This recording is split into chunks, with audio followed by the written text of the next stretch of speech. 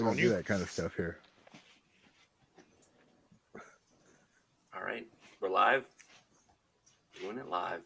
Hello and welcome everybody to the Weirdos Assemble podcast, where we meet on Friday nights to talk through this, that, and the other, motorcycle-wise, mental health-wise, tripping across the country, tripping, you name it.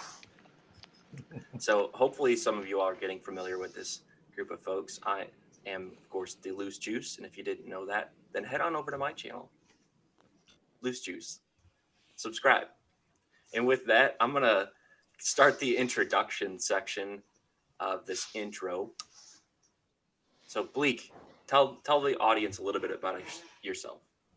Hello, Bleak Rides, Des Moines, Iowa native. I ride a pair of Kawasaki's. Been riding 2 years, and I've known nothing as great as the feeling of being on two wheels, speeding down the highway like a bullet. That's all I got. Nicely done. I'll buy it. All right, Diablo. What's happening, guys? Moto Diablo. Years. I've got a fleet of bikes. Most recent one, RF 110 pit bike, which is a lot of fun, man. I do a lot of stupid crap. Check that out if you want. But I guess that's all I got, man. On to you, Goon. Oh shit! I am Two Wheel Goon. I ride a 2021 Lowrider S, and I am currently in the process of rebuilding a CB 750 double overhead cam. I'm just an idiot that rides motorcycles and just so happens to record it. So if you're into that kind of thing, just hit the subscribe button here on this channel, and then you'll also get to enjoy this goofiness that we're doing right now. Nicely said. Rainy? All right. Yep.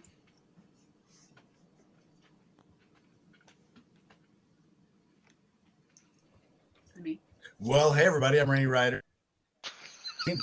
Rainy Rider, 2 words. Instagram, X Rainy Rider X. I ride a 2019 Grand America and a 2021 Iron Sportster 1200. You can check out my YouTube, and you can. I dare you. Back to you, Okay. Nicole. I'm Nicole, Road Warrior Moto. I have a 2022 Himalayan and a 2020 Lowrider S, and I ride motorcycles. That's about it. That's all you need to know. That's enough. Which motorcycle do you like better? That's what I want to know. The Harley. They're just two different motorcycles. Oh, I forgot. I also have a 2006 Sportster. That's clearly the redhead stepchild. Anyways, so the things we kind of want to talk about today is big M, mental, big H, health, mental health, and the conversations that are kind of being had in the moto community on mental health, whether or not you believe in it or what have yous.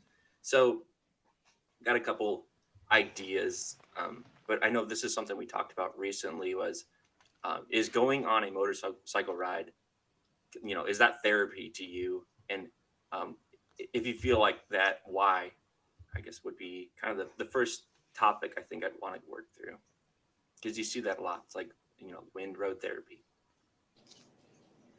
Riding a motorcycle is the way I avoid therapy. It's not actually therapy.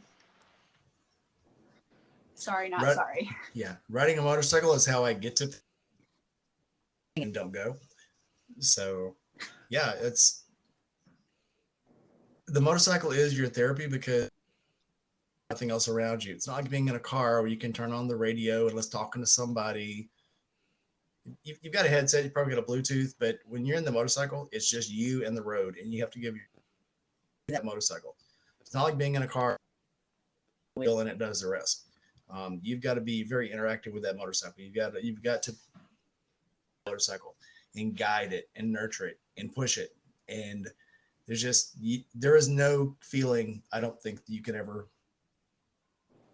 match than being out on the motorcycle with the wind on you, smelling the sun on you. You can feel the heat, you can feel the cold, you can feel the wind, and it's an all-inclusive vacation. It's like jumping out of an airplane. Goon. No. You can, yes. Goon, No. that's a perfect segue. How do you feel about this? I didn't So, say falling I out of an hate airplane. Rainey. I said, I hate Rainey, the fact that he took every fucking comment that I was going to make. But there's I think it's Instagram reel that's going around that has like all the chattering that's going on in your head. And then I've seen some where it's people putting on the helmet or going to the gym and starting to pick up weights, and it's just like everything just quiets down, and you hear one that's, yeah, all right, bye, later. And then that's the sole focus is you, that machine, and your surroundings. Like you said, it's not, you can't be as relaxed as you can in a car. You have to maintain 100% focus on the machine, what's going on around you, and it pulls you back from all your problems. And then you get to enjoy the sights, the smells, the feel, and it's an inexplicable feeling to just after a long day get on that bike and just romp it. I mean, I feel like humankind has been chasing something for so long it goes beyond record, and it involves speed, whether it be on horse or some kind of boat in an open ocean, to our modern day where we have these high-powered two-wheel devices to shoot us down the highway. It's something we've all been chasing. You mentioned jumping out of an airplane. I've jumped out of an airplane. It was a hell of a ride, you know. But being on the motorcycle, to follow up to what Rainey said, it's in my case, it's almost tantamount to spiritualism. The feeling I get from it is a connection, a deeper connection to the world around me, to something I'm chasing that I do not know.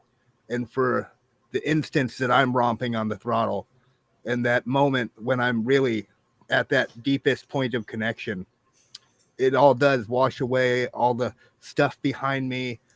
Only what's in front of me matters. And at that moment, I feel very free. yeah. I'm watching chat over here, and I agree with Bri that the sound of the wind and the pipes is definitely a great way to get you out of your head. Journey and Jerry is riding a motorcycle is freedom, both mentally and physically. I cannot agree more. I'm not a huge fan of riding the highways. I'd prefer a nice twisty back mountain road. Um, but again, each to each their own. I mean, whatever just gives you that sense of spirituality. If I guess if you want, it's a spiritual connection between man and machine. And the world, the physical components of it. I remember as a younger man being a skateboarder and feeling like every time I learned a new trick that I had developed some greater mastery of the world around me. And nowadays, I'm not the same shape. I'm definitely not the same weight, but I still crave that sense of mastery over the world around me and my ability to shape it to my greater enjoyment. And now carving a lane, really playing around on the edges of the tire, on the edges of probably safety, really do it for me. Now, I think my jumping out of. Go ahead, Nicole. main thing is just that I'm around a lot of talking and noise and distractions all the time. And I don't know who said it at the beginning, but like, I like to think that motorcycles need you. You have to be doing something. You can't just put one hand on the steering wheel and like forget how you got home type of thing. Like you have to be present in what's going on. And I don't listen to music on my bike or anything, so I'm also just inside my own head. So it's just a little bit quieter than my everyday. So it's kind of just a release that way. I don't feel like I necessarily take unnecessary risks, but it is fun to go fast. And on top of that, motorcycles for me get me to the places that actually are good for my mental health. So they're just kind of I don't know, literally a vehicle to get me to where I'm not going crazy as much as I really am. That was all. I think that's we're all kind of getting to the same point where, you know, motorcycling, it's I think of it more like a coping mechanism, but I think we're all saying it the same way. It's like there's complete, you know, focus on the road, and only what matters is like just being in sync with your motorcycle. And there is something, I think, I don't remember who said it. It was Bleak maybe said it's like a spiritual experience. And I asked the question because I think I'm part of a growing segment of people that, you know, recognize that therapy is therapy, motorcycling is motorcycling. And the reason I say that is because, not that I currently go anymore, but when I went through it, it's just, I think going to therapy, you realize that it's not, it's about finding all the coping mechanisms. So yes, motorcycling is one part of that, but there's a lot of other aspects of your life that you usually have to work on. And so that's, you know, motorcycling is it's one component, but I guess maybe I'm interested to see how you all think about it. If you think I'm like full of shit or whatever. No, I'd like to add to that. We do, just not about this. Actually, having been through therapy, you know what they're going to ask, you know what you need to talk about. And since I've been vlogging, you turn the camera on, you start talking to that camera, and everything just comes gushing out. And I've gone to edit my videos before and went, wow, that was just for me. I don't know who the hell I was talking to, but that's what I needed to say, to hear myself say. And so, I don't know. It's very therapeutic to talk inside your own head, and it makes you feel not as crazy when you're talking to a camera, but all the same stuff still comes out. Well, I mean, I still feel kind of crazy talking to a camera, but just getting it out of my system and saying it or venting about something. I mean, I had a whole suicide awareness video after a couple of my friends killed themselves that it was just for me. I completely forgot I was recording, and I worked it up and I was going to release it. And then I was like, no, this is mine. Yep. Sorry, guys. Delete. Yeah. And the same thing. I did a video. That's why I haven't put a video out after what happened. You know about it, Goon. I made a video that kept on going until I got to work, and I still kept talking. And I was like, yeah, I'm not putting that on the air. I needed to say it, but I needed to say it to myself.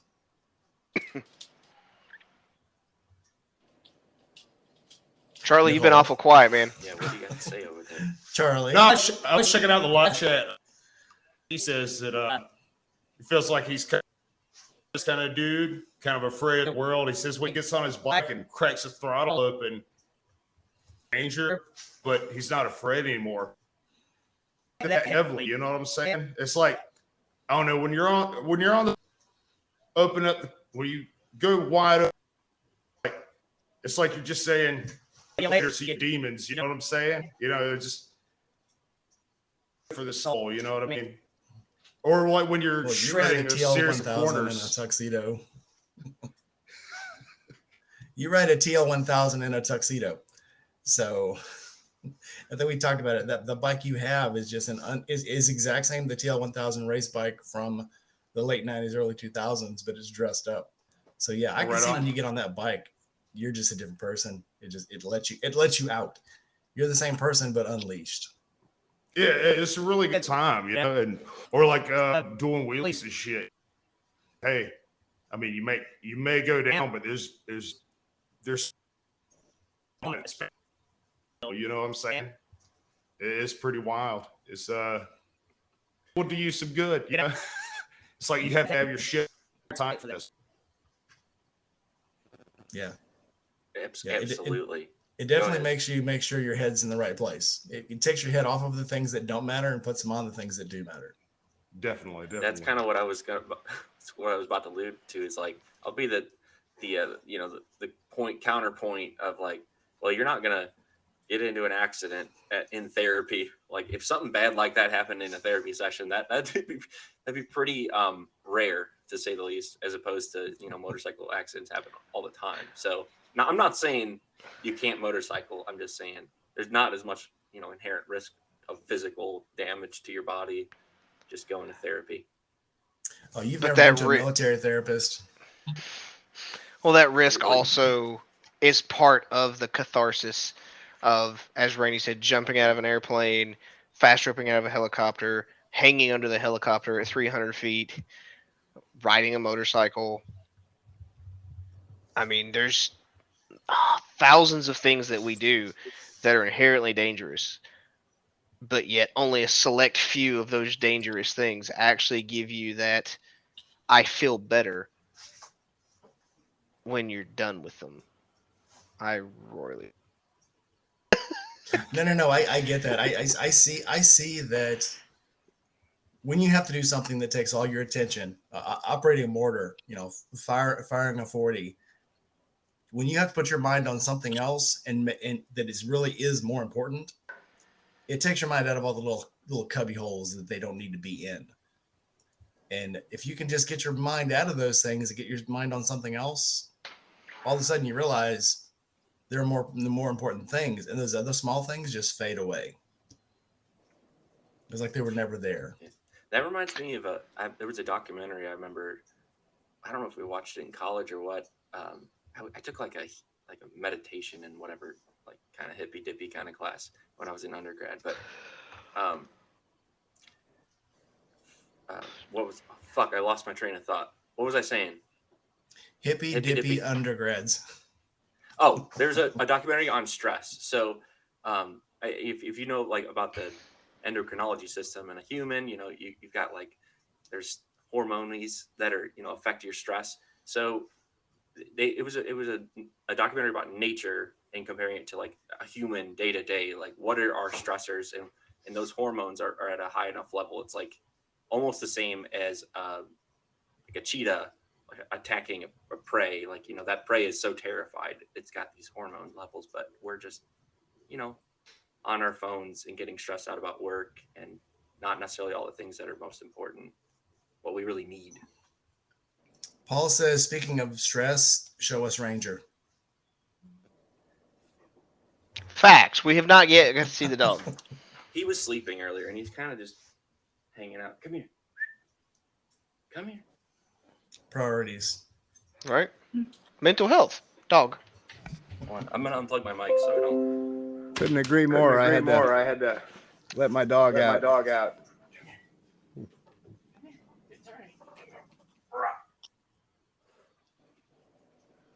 No. I was there not. Just so you guys are collecting tracking, all. he's muted. He's very cute puppers. Oh, very cute. Is he a whippet? No, he's not a whippet. Am I still muted? You're not We now. can You're hear not you. now. Oh, hold So on. what is It's it? probably feedback. It's probably giving feedback really bad. So he's an Australian cattle hound, and he's pit bull probably, and maybe chocolate lab. He was in a litter of 11 puppies. They didn't all come out looking the same genetically. Like I met his sister, who was like part Chihuahua. So like nearly the same dog, but then like with a Chihuahua head. Very strange. Yeah, Mama gets around. Yeah. Dogs are one of the few animals that can do that. Dogs and cats, they can breed with different sires and have totally different looking babies.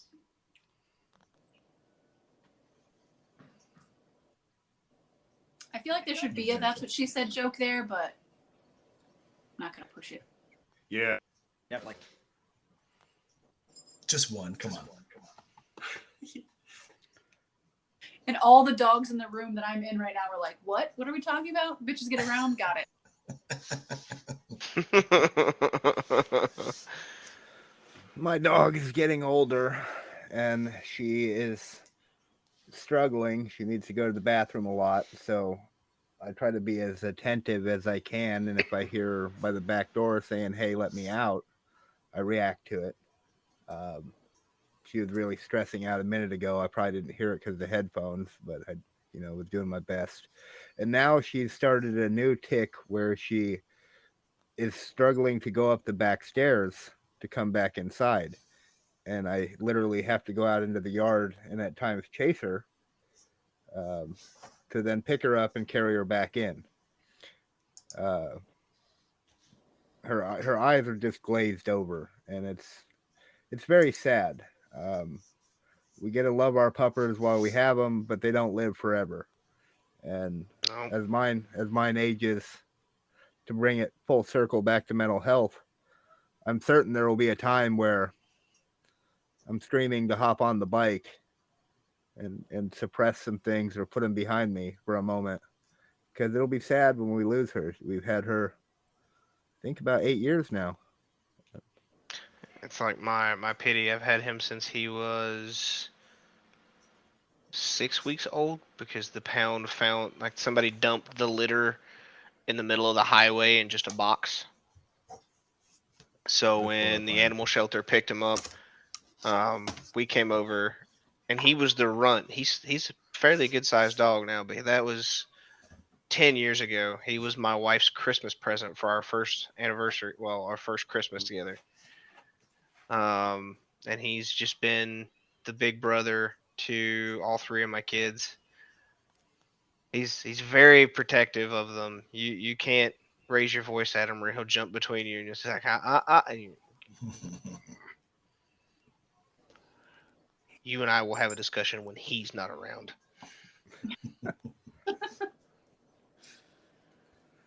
Yeah, our dog's the other way. We start raising our voices at each other. She's like, "I'm out of here. I'm going to the bedroom." See, my Figure this other out for one, yourself. yeah, Why my y'all other yelling at one, each other? Why y'all just cut that out? my other one is he's a Sheppy mix, and he like if you raise your voice even towards the kids, I guess he was abused at his foster home before we got him, but he just mentally just shuts down. He just flops over like a dead fish. Just like if you're gonna hit me, get it over with, and we'll go about our day. I have never aligned more with a dog. If you're just gonna hit me. Okay, I can't see you doing that. That sounds like a kink. That's what she said. There it is. Choke me harder. But that were true. In the motorcycle Oh, world, man. some people do find Hit you harder. their greater sense Kinks. of spiritual center on the bike. One of the big YouTubers, I don't know if we're name dropping in these episodes, but one of the big YouTubers we were talking about previously put down 80,000 miles in the last 8 months. He says for his mental health, trying to find his center. And I find that need for mental health, for alignment, it's great no matter who you are and no matter where you're at in life. I think we all need that, and how we achieve it probably unique to each person, but there's something special about when you do it on the bike. I don't know, you feel a better sense of accomplishment about it.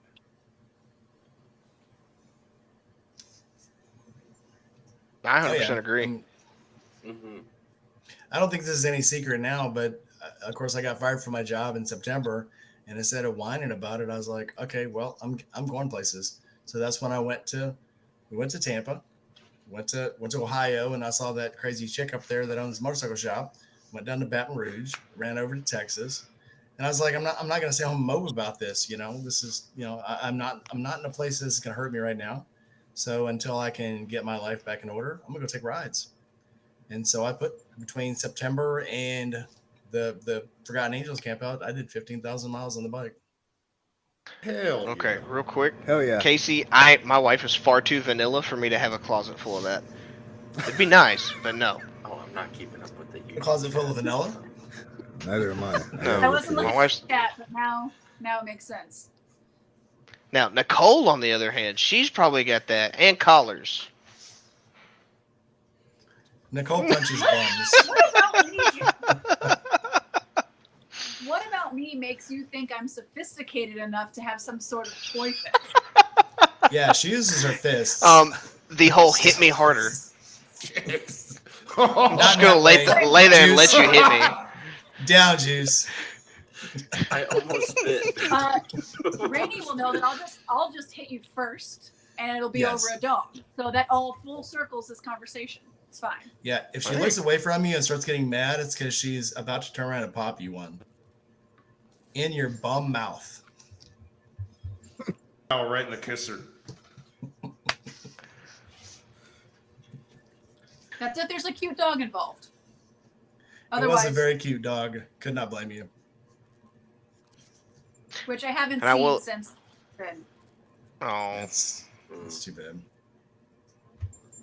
Yeah, I think if I wouldn't have been on the bike, that dog probably would have left with me. I think I could have came back the next day and got it. Such a Zan, to sweet answer your dog. question, I knew several months ago I was getting new neighbors, and I'm very excited for them. I'll be spending lots of time in a neighboring city. What well, does that mean? confess. Yes. Oh, you guys You- haven't watched You the saw video? You saw Whiskey Chaser's video today.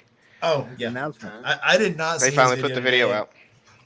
Yeah, it's and it's so funny. They've been. What was funny at the camp out was one of us kind of go, don't tell Chase, but don't tell Chase I told you, but we're moving. And then he'd be like, yeah, don't tell anybody, but yeah, we're moving. It's like you both are going around and telling everyone at the camp out that you're moving and to not tell anybody. It's like this isn't going to take long at all. No, not in the It's slightest. like, don't tell anybody. It's like I already know. That was like a plan then to be like, don't tell this bitch. Hey, I already told this bitch, but don't tell anybody else. Like, It's That like yeah, seems- don't that tell sounds that like person. that- They can't keep a secret. It's like yeah, you can't keep a secret either. Jesus Christ, you told everybody. A whole bunch of people with cameras. I'm filming it. Just She's edit. like, yeah, we're Yeah. going to Nashville, but don't tell anybody. I'm like, should I turn this off? I mean, Yeah. I did a bunch of interviews at the camp out, and after the interview, they were like, yeah, well, don't put that on YouTube or anything. Why did you think I was filming it? I had someone who, no names, but someone was in a wreck, and they told me all about their wreck and what happened, and then went, oh yeah, but don't put this on YouTube because it's still in court and it's in litigation, so don't tell anybody. I just filmed you. That was your entire freaking interview. Was me you talking about your wreck. Once Anyway. that court's over. Oh, dude, court goes on forever. Yeah, I'll hang on to it, and by the time I finally can release it, it'll be a no. You know, the entire world will know anyway. So Billy, is it snowing? It is. It is. We have about, I don't know, 3 inches on the ground, and it's that's what still she said. blowing. 3 inches out back, Still blow. 3 inches Yeah, in the still back. blowing around pretty good. What about the front? Yeah, dusty. The rest. Whole town's Blowing dusty. around. My front road is ice. I mean, it's Iowa. You need a 4-wheel drive to get around here in the winter, and yeah, sucks. I'm craving spring. I'm ready. You know, it can't come soon enough. And then there's all this talk of global warming, and I'm like, well, where is it? Why can't I have it? Why can't I be speeding down the road now? You know, Look, the world's heating up. I am just tipsy enough to get into that if we're going to totally change topics. But I could explain to you why that doesn't make any sense. It's what you said. Okay, before we jump into this one, hi Seventh. We love you and we miss you. You're still welcome in here anytime. Yeah, get Everybody better, in the girl. Okay, so yeah, go for it. Send it. Oh, Well, I was saying that as a warning, not as a request for an invitation. Hold on, is this I one mean, of these wait, geopolitical I'm not the host things? this week. I know nothing, and I'll admit it. Juice, make decisions. What am I? Global warming is a misnomer. It doesn't mean warming. Yeah, let's I skip just- that. I wasn't following. I think Geraldo, Oprah, and all the girls on The View have already talked that into the dirt, so let's just skip that one. Yeah. Wow, Sorry, Nicole's Nicole. topic compared to Oprah. Ouch. Well, so to go back to Rainey's comment, it is snowing in Iowa, and if I didn't have ice all over the roads, perhaps I could bundle up, and we'll talk about layers, and put something warm on to go out and enjoy whatever ride I can get, as long as the roads are permitting. That's what she said. You know, for me, one of my favorite base layers, this is not a shameless plug, is the Dixon. They're pretty warm. Okay. They make a nice intermediate layer. As long as you don't talk about the pipe hitter's underwear again, we can go. Wait, how did you refer to him? This other thing that people keep mentioning on these streams is the pipe hitter's underwear. Yeah, the plumber's crack underwear. That's totally no. fucking Sid's thing. I thought that's Leave what he was Duluth gonna out of say. this. Oh, you said the word. Stuff. You said the word. Ah, damn it. I know nothing about that product. Good. Yeah, I I never claim thought I'd be ignorance. glad to talk about Dixon, but yes, please go ahead because we've Duluthed into the dirt. Well, I recently upgraded, like some of you know, I have a running and working and fully operational O2 concourse with Congratulations. heated grips and a great big windshield. And when I was riding in 40, 38, 40 degree weather, really wasn't that noticeable. I mean, I had insulated long johns. That's the thing here. We don't have battery operated underwear. We just have the good old fashioned long johns. And and then the heated grips, man. I mean, my hands were good. I wasn't wearing any kind of specialty warm glove. Not funny at all. No joke. No. Well, I don't know. I Man, see some of the other channels talking about heated vests and heated coats and heated everything else. I'm just getting the heated grips. I'm like Johnny come lately, Yeah. You were the most serious. What the hell are y'all laughing at? We're all over here just busting up. And you're like, I have no idea. Am I falling behind in the chat? Base layers. I'm sorry. What? I'm sorry we're the way my we God. are, man. No, I guess I must be as country as I Iowa apologize because for long- nothing. Yeah. Seven, Okay. I just need to put on all my flannels at once. Look, I would be like the Marshmallow Man if I'm putting all the flannels on at once. I can't move my arms. That wouldn't work. I found on a particularly cold morning having a neck gaiter was very nice. That really made a big difference in my overall comfort on a cold ride. Just that one little bit of area not being open to the wind, exponential difference. yeah, I that have reminds me. insulated overalls. Bib things. Shameless sure. plug. Andy Ridge. Indy Ridge. And if you're looking for style, Oh yeah, the Paisley. We got the All American. oh yeah, I got the. And here's one that I absolutely love. Itchy boots. Oh, I Got don't my have any of those itchy yet. one. I got my itchy one. This is from her South American trip. I haven't got the one for the Alaska trip yet. Because they That's just so cool. stay sold out. That's so cool. Yeah, I was really happy to see she finally had made it back all the way up to was it Prudhoe Bay or something like that? Yeah, Alaska, Prudhoe Bay. way Yeah. up there. Yeah, you could tell she was just having an absolute blast doing that. And I followed her. We followed her for 4 years. When we first started following her, I think she had maybe 20,000 subscribers. And look at her now. I think she's pushing like 1.7 million. She's got a ton of subscribers. It's insane how these people grow. I mean, I not throwing any other names out there, but I've followed some of these other YouTubers when they had 10,000 subscribers, and look at them now. I mean, they're in the 300, 400,000. It's ridiculous. Hey, maybe we can talk Nicole into Shades going with resurgence. us on that Alaska trip. sounds You like don't have such to a talk cool me trip. into anything. When are we going? I like it. How are we getting there? We're going on 2 wheels from as far south in Florida as we can get all the way to where did we say? Do you remember, You're not Rainey? going to we were talking about Dead Horse, but I really don't want to go to Dead Horse. I don't want to go to Dead Horse. I want to go to the legit Arctic Ocean. Fuck, I can't remember the name of the town. It's south of Anchorage. I think it's Whittier. Whittier, maybe. So here's the deal. Before I make that trip, North I'm not going to Coast. make it on the Sportster or the Grand America. If I make a trip like that, I will have to retire down to probably a mid-range bike, something 1,000 cc's or even a 900. Oh, Just I'm make it- taking Siren. I'm not taking a 900 plus pound motorcycle to Alaska with the chance of snow. Hang on. I'll look up Even as the good actual as it town is. because I already So have the in my head where we're northernmost going. tip of Alaska is Point Barrow. We're going about 2-3 hours south of Anchorage, but you have to come through Anchorage.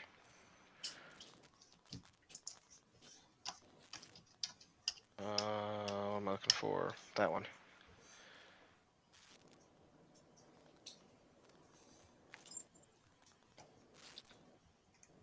So if you're gonna go out down into the peninsula, yeah, Homer and Ninilchik. Homer. Yep. Homer's where I was thinking.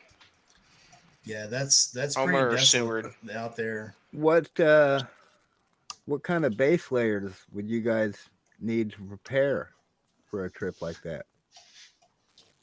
You would need. Probably- Well, it depends on what time of year. If you're going in like actual summertime, you wouldn't need anything except maybe a jacket for nighttime.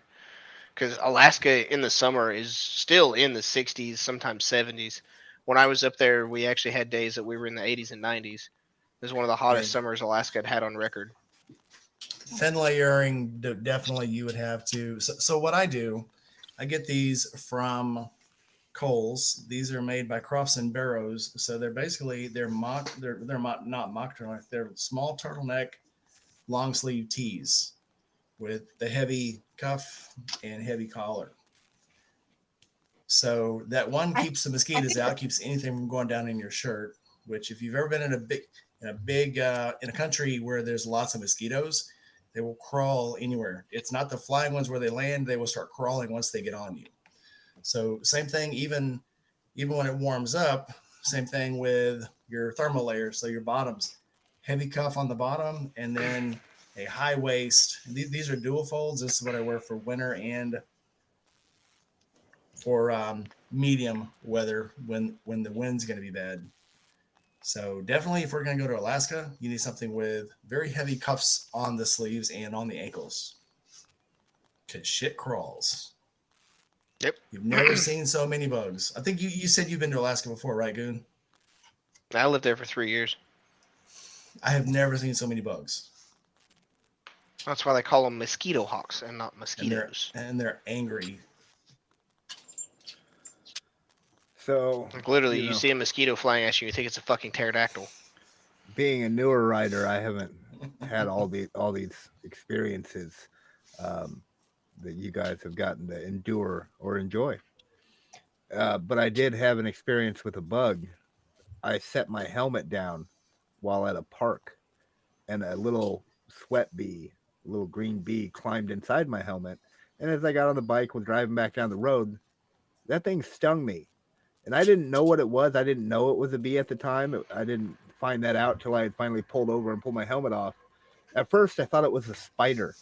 And I started imagining all kind of wild horror that this thing was eating into the back of my head until finally it drove me nuts and I pulled over and checked and it was a little bee. But again, with the base layers, now I keep a baklava in my pocket just in case. Oh yeah. Everybody say bye to Paul. He's out. Bye, Bye, Paul. Paul. Later, Paul. Later, Mr. Paul. I think the big thing with base layers that a lot of people get wrong is you shouldn't be wearing cotton as a base layer.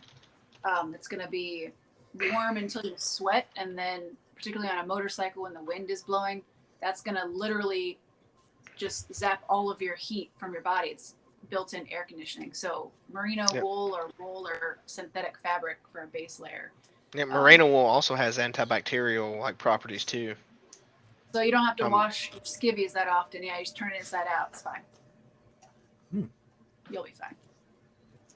That's I why like cotton and prefer I those can't wear socks. wool, so yeah, I can't wear wool, so I got to stick with cotton.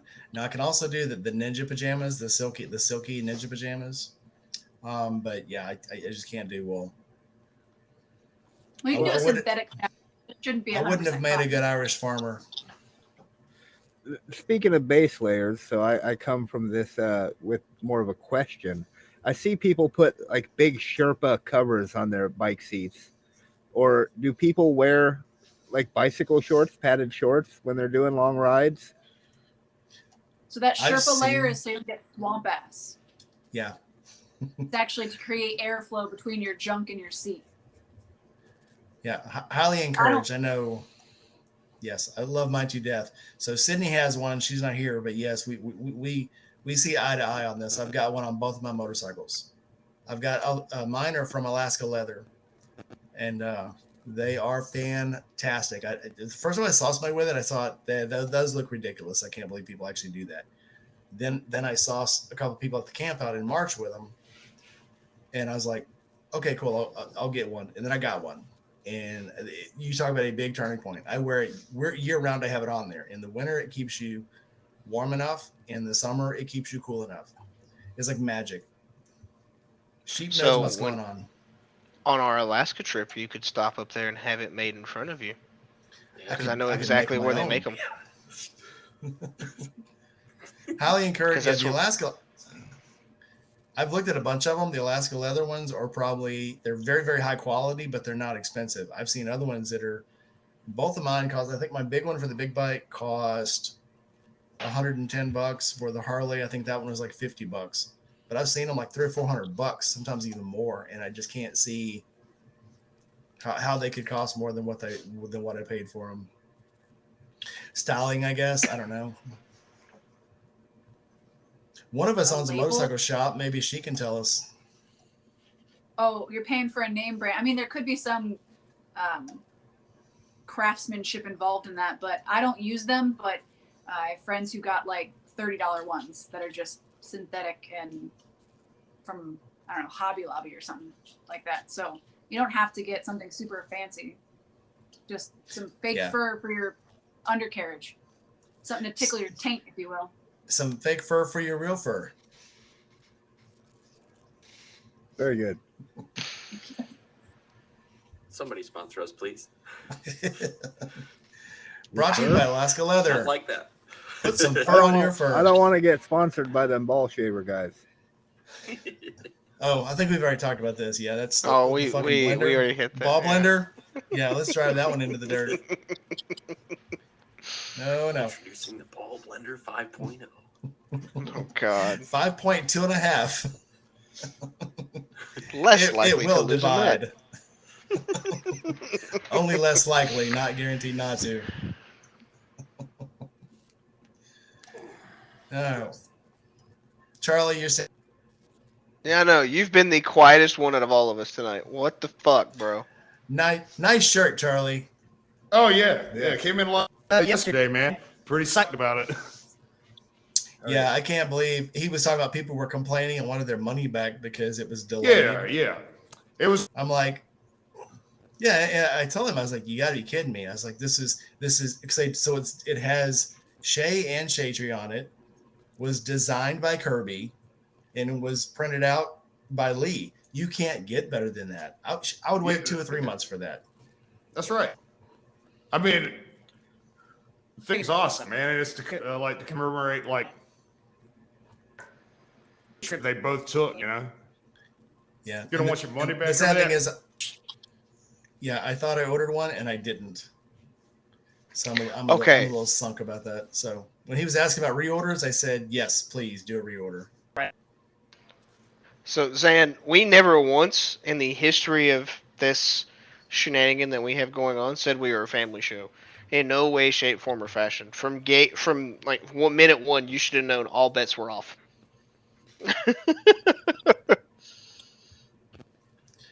Yep. We should have a disclaimer at the very beginning of this show. Yeah. Welcome to Weirdos Assemble. Are the kids in bed? They should be. Go now. We'll wait. Are people letting their children watch this? I fucking I hope hope not. There's all kinds of show like shits and pussy wussies. You know what I'm saying? Listen, dick lips. It's definitely-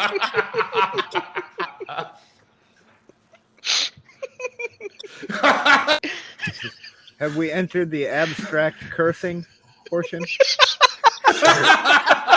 yes, we have. Oh, very good. Very good. Thanks, a little Biscuit Johnny. neck. Be like, why? Whole Why bunch of did biscuit Mommy neck. talk about a tank tickler? What are we talking about? Mommy, what's a tank tickler? For Christmas? It's a gift for any time. It's a gift that Okay, keeps honey, on giving, it's- unlike It's Daddy. time to take down the red book. Yeah, that's what she said.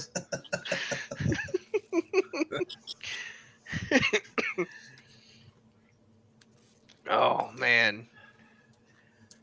So I don't really feel like we hit on the mental health portion enough. I know that we got like, yes, motorcycling does help, but we didn't really get into the weeds of is it truly therapy?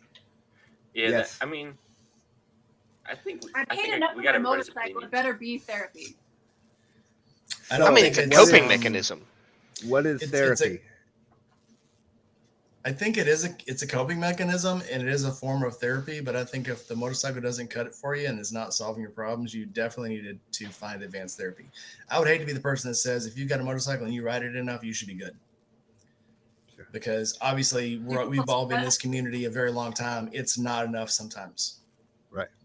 Um, The even with collection care, of- I know people who have fantastic therapists, fantastic psychiatrists, and for some reason, they still it's not enough for them. They still feel the desire to end it. So here's what is good therapy: knowing that you have someone who will ride with you, will do this with us, and that you can talk to. I know a bunch of people reached out when my thing happened and offered to talk with me. And I took a few people up on that, and I still will take a few more people up on that because I don't think I'm actually through it yet. But I think this part of it, having this group, does help a lot. Oh yeah. Yeah, So we can being a, project our shit onto other people. Yeah, That Yes. group therapy. this is that's what I friends think- are for. This is a form of group welcome therapy. to therapy. Weirdos assemble. I think the worst thing that can happen to you is for something to happen and you think you're the only person that has to deal with this and there's no way you can go through this because in the back of your mind, you're telling yourself, no one else has to go through this. This is me. I'm doing this all by myself. I'm all alone. No one will understand. And once you can talk to someone and realize, oh yeah, that shit happens to me too. And it sucks. One, it helps you know you're not alone. Two, it lets you know that it's okay to know that it's to believe that it sucks and that it's not good, but people can still go on even though things suck. Yeah, That's why there's single therapy and why there's group therapy. yeah. Real quick, everybody wish Tony a Merry Christmas. We love you Merry too, buddy. Christmas, Tony. Thanks for joining Merry in. Christmas, Tony. Merry Christmas, man. Who is Tony?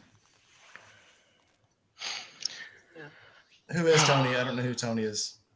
No, he just wished us a I Merry wanted Christmas to in the chat. Yeah, that's old. That's Tony Williams. Don't you know? Oh, Tony Tony Williams. Williams. I am not good at watching the chat. I am old. I'm very omnidirectional. I can only see in one direction at a time. I'm very focused. flipping back and forth. But no, this having this group and then combining that with being able to ride and just having people that you can reach out to helps a lot. Because when I had a few things happen early in my military career, I just kind of shut down and internalized, and it caused a whole host of issues that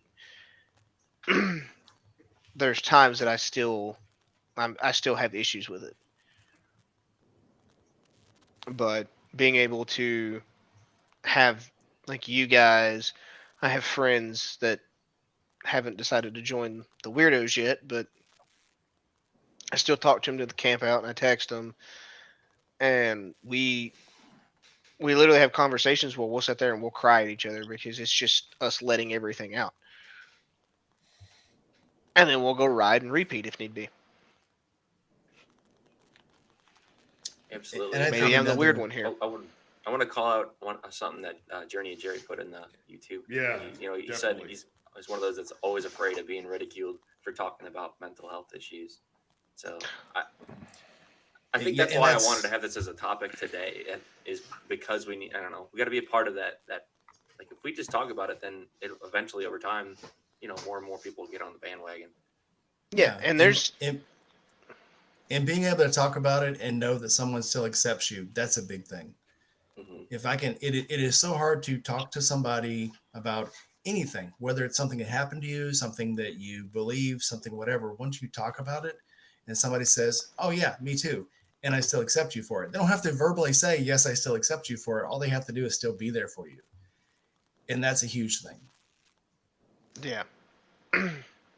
But there's still large swaths of the military that if you try to get that help, you are outcast from your group. You're labeled you're labeled totally differently from everybody else. And it really tweaks the view, especially from people that are in service of, okay, I'm just weak. I don't need the help. I just need to fucking buckle down and get over it. And that's 110% not true. Oh yeah, But that's just the culture of certain jobs, I guess you could say. and they talk about it like it's not, like you've been all they always ask for help, talk about it, we're here for you, but everyone is still afraid to, because first thing they do, like I think we talked about this, the first thing they used to do if you went to the psychiatrist overseas is they'll pull your gun card. And I was the armor. I'd get a message and say, you need to pull this person's gun card, don't issue them a gun. I'm like, why? Well, they went to talk to the chaplain. Okay, I need more than that. This isn't for you to decide. This is between me and the gunnery. And yeah, you get to where you're afraid to ask for help. Yeah, well, I mean, my one experience with an actual therapist didn't go anywhere near how I thought it was going to go. They wound up, well, okay, you're depressed. Here's 4 different drugs. Take them all. And that's no. I found my own forms of therapy after that. I've never been back to a shrink because I don't trust them anymore. I've gone to good ones. I've gone to bad ones. I went to the best one. Obviously, I went to the chaplain, and they sent me for a 4-week course at the chaplain's religious enrichment development operation that turned into an 8-week course. And when I came back, it was like they couldn't ask me about it. They couldn't open my record. Nothing. I went back to do like it never happened. So, and that's what I tell everybody now. Don't talk to a psychiatrist. Don't talk to anybody else. Don't talk to your command. Go straight to the chaplain. Yep. Because the chaplain is bound by God to keep everything to himself. Not being ex-military, I don't have that perspective, but being a civilian and dealing with the problems of, I don't know, being young and dumb and full of angst, I ended up finding quite a bit of help in AA and NA on the journey that led me here today. There's a lot of power in group. There's a lot of power in knowing you're not alone and that you're certainly not the only one suffering from that particular ailment. Not everybody's mind works the same. No one treatment is right for everyone. I don't think you can generalize like that. But there is a lot of power to be said for group. Knowing that you're not alone. You don't have to face it alone, or maybe it's made a little less by hearing it from someone else and hearing how they had to deal with it. That, I don't know, in my case, I was able to begin to grow out of all the suffering I had caused to myself in my years of addiction. Will always advocate to anyone who I think is suffering, maybe try AA, maybe try NA. Get the help you need. You don't have to suffer through it alone. There's a lot of avenues available. You just have to be willing to go ask and say, hey, I need help. I've seen the military send people to AA that weren't alcoholics just where they could do the steps. Because doing the steps will get your head straight. And nowhere in there does it really say in the steps that you it says, yes, we can believe we're an alcoholic, but first thing is it says is you have to admit that you need help. It's the very first thing. It's not alcohol inclusive. It's I admitted I need help and I can't fix this by myself. And you go and get help. And all of the steps that you go through in AA help you get your life together. And that's what they originally for. I'm sure, Bleak, you know about this. They were actually based on a 12-step Baptist enrichment program. Yeah. Bill, did you ever Dr. ever Bob. read the book? Yeah. Dr. Bob Bill. and his story. Dr. Bill, I thought it was Dr. Bob. It's Bill, and it was the doctor. But yeah, go ahead. It was Dr. Bob. And His story of how he just continued to suffer with drinking until he met someone who suffered the way he did. And when he finally found he wasn't alone, began getting monicums of sobriety, something he hadn't been able to achieve at all on his own. No matter how hard he tried, wife ready to leave him, fortunes left behind. There was something about telling that story to somebody else that began to free him from those shackles. And again, there's just a lot of power in that, in getting it off your chest. Even if you can't ask for help or the help isn't helping, getting it off your chest in some regard lessens it, just helps to have the world absorb some of it with you. Yep. Even if it's nonverbal. Jerry was just saying that, he came from a family that you can't admit that you have problems. You can't admit that you're weak. Who in this group has ever given Jerry a hug? Jerry gives the best hugs. Jerry gives the best hugs. I recommend it. First time I met Josh? Jerry, he gave me a hug. I was gonna say, I Jerry think he pulled has me in the for a biggest. Yes, Jerry has the biggest heart of anyone you will ever meet. I hug. I absolutely went to encourage shake his hand, and he pulled me in for a hug. Yeah, and tell me that guy's weak. He gives very strong hugs too. There's nothing weak about that guy. So Jerry, we love you. We're here for We you. really do, Jerry. And anytime you Genuinely need to outgoing talk, gentleman. come to us. Randall, I 100% agree with you. I have yet to have any encounter with the VA itself, for certain reasons, but I would prefer this kind of therapy and one-on-one rather than with a friend rather than an actual professional, because I don't trust them anymore. I had three psychiatrists through the VA before I found one that was actually any good.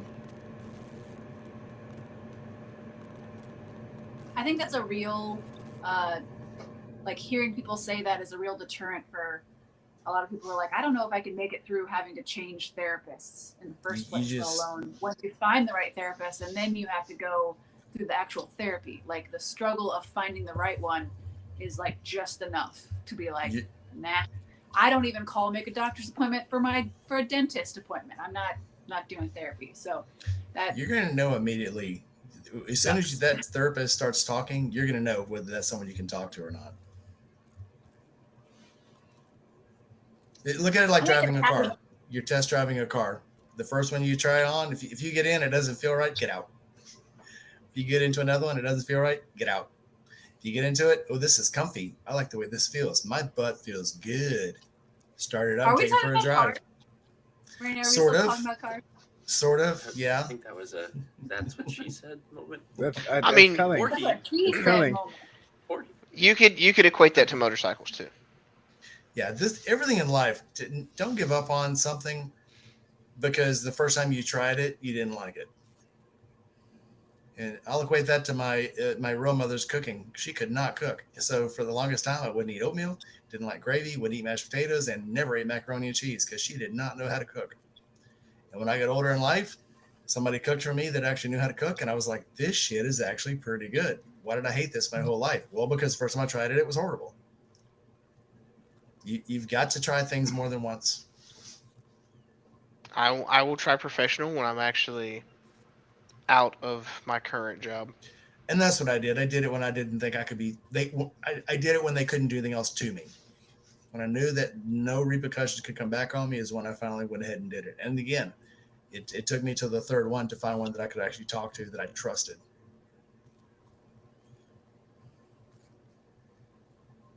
But that's key. I mean, it's just like talking to your friends. There are friends, and you guys can correct me if I'm wrong, but I know I'm not. So don't. You talk to your friends. There's some friends you can talk to, and they will not listen to you. You find out too late that they're all about themselves, and they don't want to listen to you. You will find that one friend that will listen to you, that will be there for you, and that's the friend from then on that you always will go to, because you know that person will understand and will be there for you. Well, and that's I may one of have the 100 things friends. Go ahead. I'd just say that's one of the things that comes a little bit with age. You begin to be able to better pick who you can seek out for help, who maybe is more there for you or willing to listen. But that's also a two-way street, and I've found my wife's been wonderful for this. I wasn't a real empathetic person. She's a very empathetic person, and just that balance has helped me grow and become better. Just having the right people around, having people to go to who are willing to listen, and then in turn listening to them, because again, that's a two-way street. Yeah. So when, and I'm sure Rainey can kind of relate to this, is when I first started, or when I was first joined the military, um, it was, as a private, it's very stressful, um, for multitude of reasons. But I would come home and I wouldn't be able to vent with my wife because she couldn't understand. But as time went on and she got more used to things that I was talking about and seeing certain things firsthand, she started to be able to relate and could actually talk to me more about issues that was happening at work. Oh, there's So there's she, still definite things I do not talk to my wife about, because I don't want her to see that side of me. oh, 100%, absolutely. And that's when it comes down to, there's some people you can talk to certain things about, and there's people you can talk to other things about.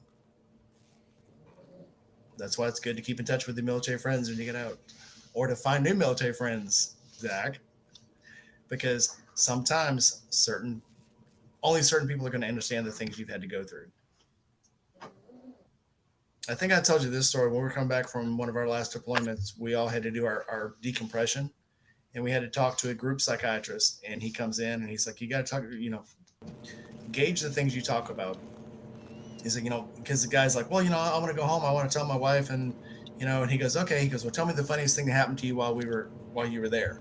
He goes, oh, we had this one prisoner, and he spat on me. And before I could even think, I turned around, I butt stroked him and knocked out 4 or 5 of his teeth. And then he's trying to talk, and all he can do is spit blood. And he's laughing about it. And he goes, would your mom laugh at that story? And he goes, no. He goes, and that's what I mean. Yeah, true.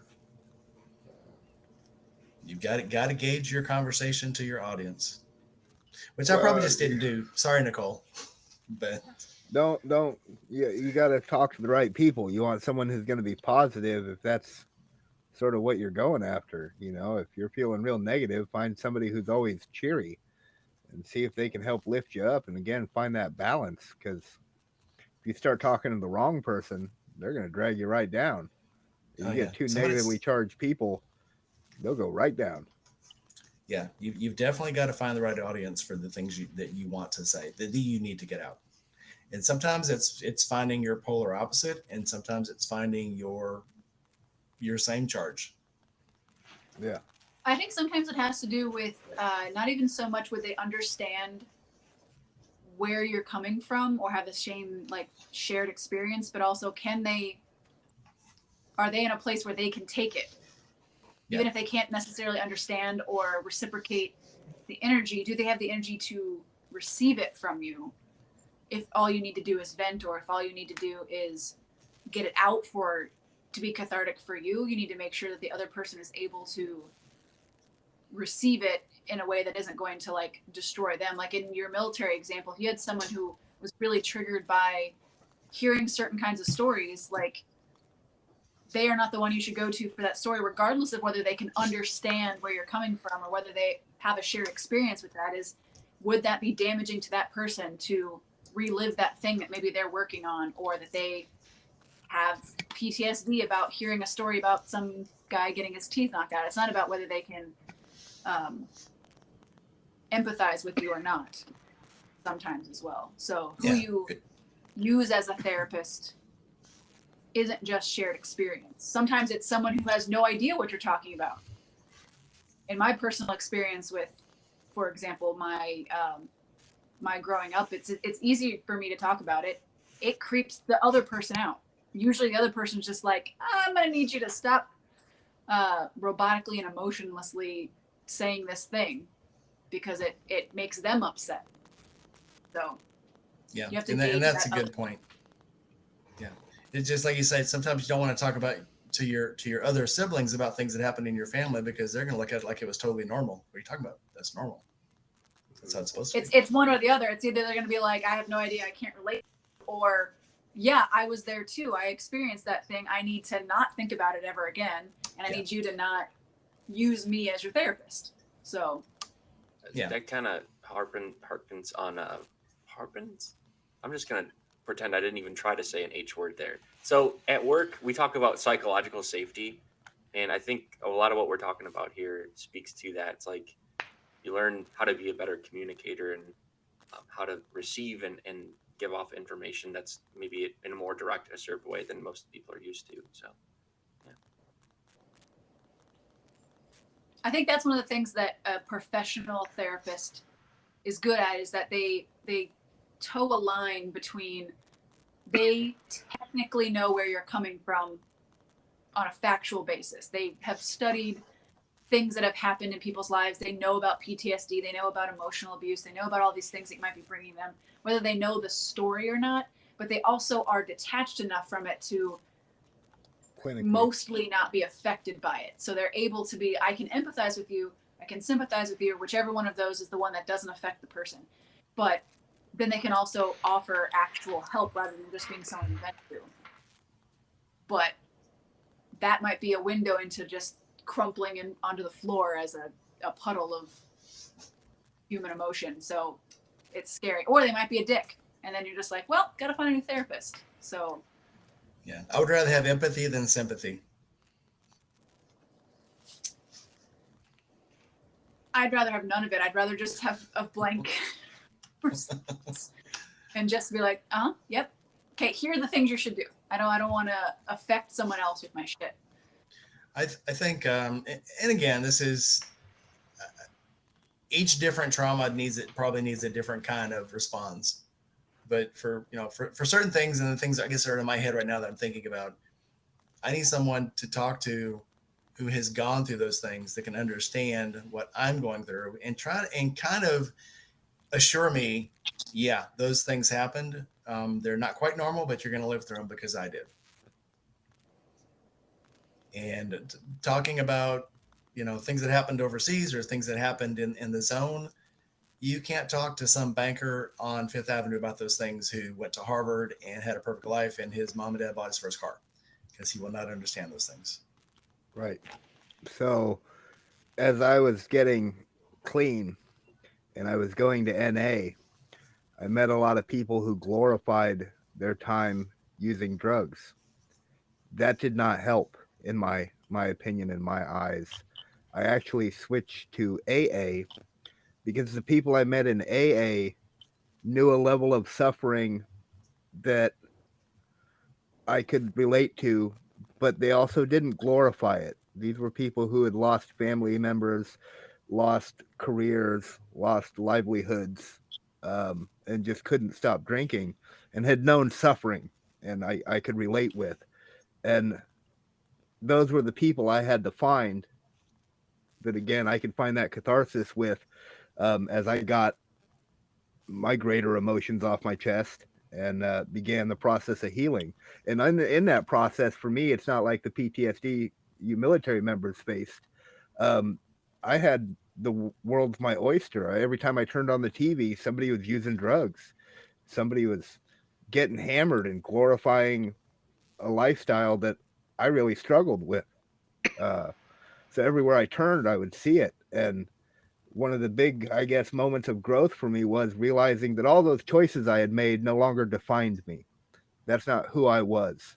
And I didn't have to be affected by that stuff. I could turn the channel, I could turn away. I could just not have a reaction at all. And it took many years, but growth began to happen, and I began to have better, I guess, more positive neural pathways about how I approached the world.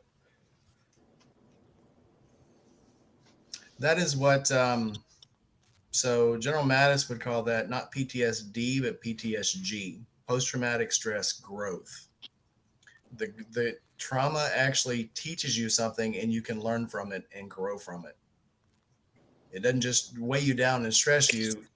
It's like the self-correcting error. I went through this, but not only did it hurt me, it also taught me what not to do, and I'm going to grow from that.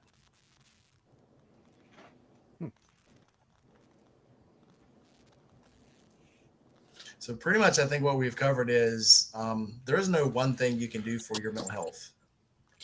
You've got getting away from things to get out and get out of your own head and rediscover something that doesn't involve everything in your normal life. Then you've got talking to your friends, and then you've got trying to talk to a specialist to try to help you with the things that no one else can help you with. And no one of those things is going to help you. I think you need all three. Balance. Am I missing anything?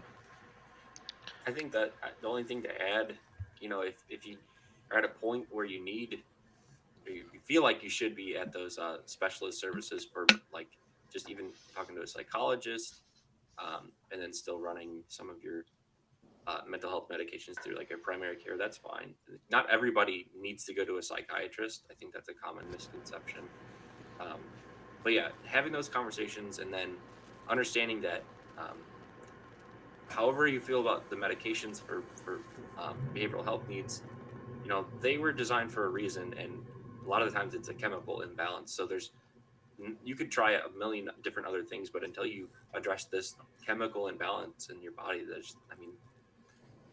I don't know, there's not many other ways around it. It's just physically, drawing you into different mental states. Yeah. So I've tried all of the chemicals. So in what I found, so they gave me something for nightmares. It actually made my nightmares not nightmares. It made them seem totally normal and put them in color. I've never dreamed in color. And that was very strange. And so I would wake up and be totally out of my freaking elements. Like I was waking up in crayon land. I don't know if you've ever dreamed like that, very vividly. And that's when I realized I dream in a very monochromatic with very small colors. And with this stuff, I was waking up with like bright reds and bright oranges and bright greens and bright blues. And it was very crazy. All Vicodin and Valium did was make me feel like I really didn't care until it wore off. And then I cared a whole lot. So I didn't really get anything from the chemical assistance. And then, of course, Thorazine, all that did was make me want to sleep and slow down all my reactions. So it made me feel like I was swimming through water, or my brain was swimming through water. So Yeah. So they put me on high doses of Ativan, and I hated how I felt. I was a zombie of my normal self. And the granted, this is several years ago, so my memory's kind of fuzzy on it, but I was dealing with childhood trauma at that point, but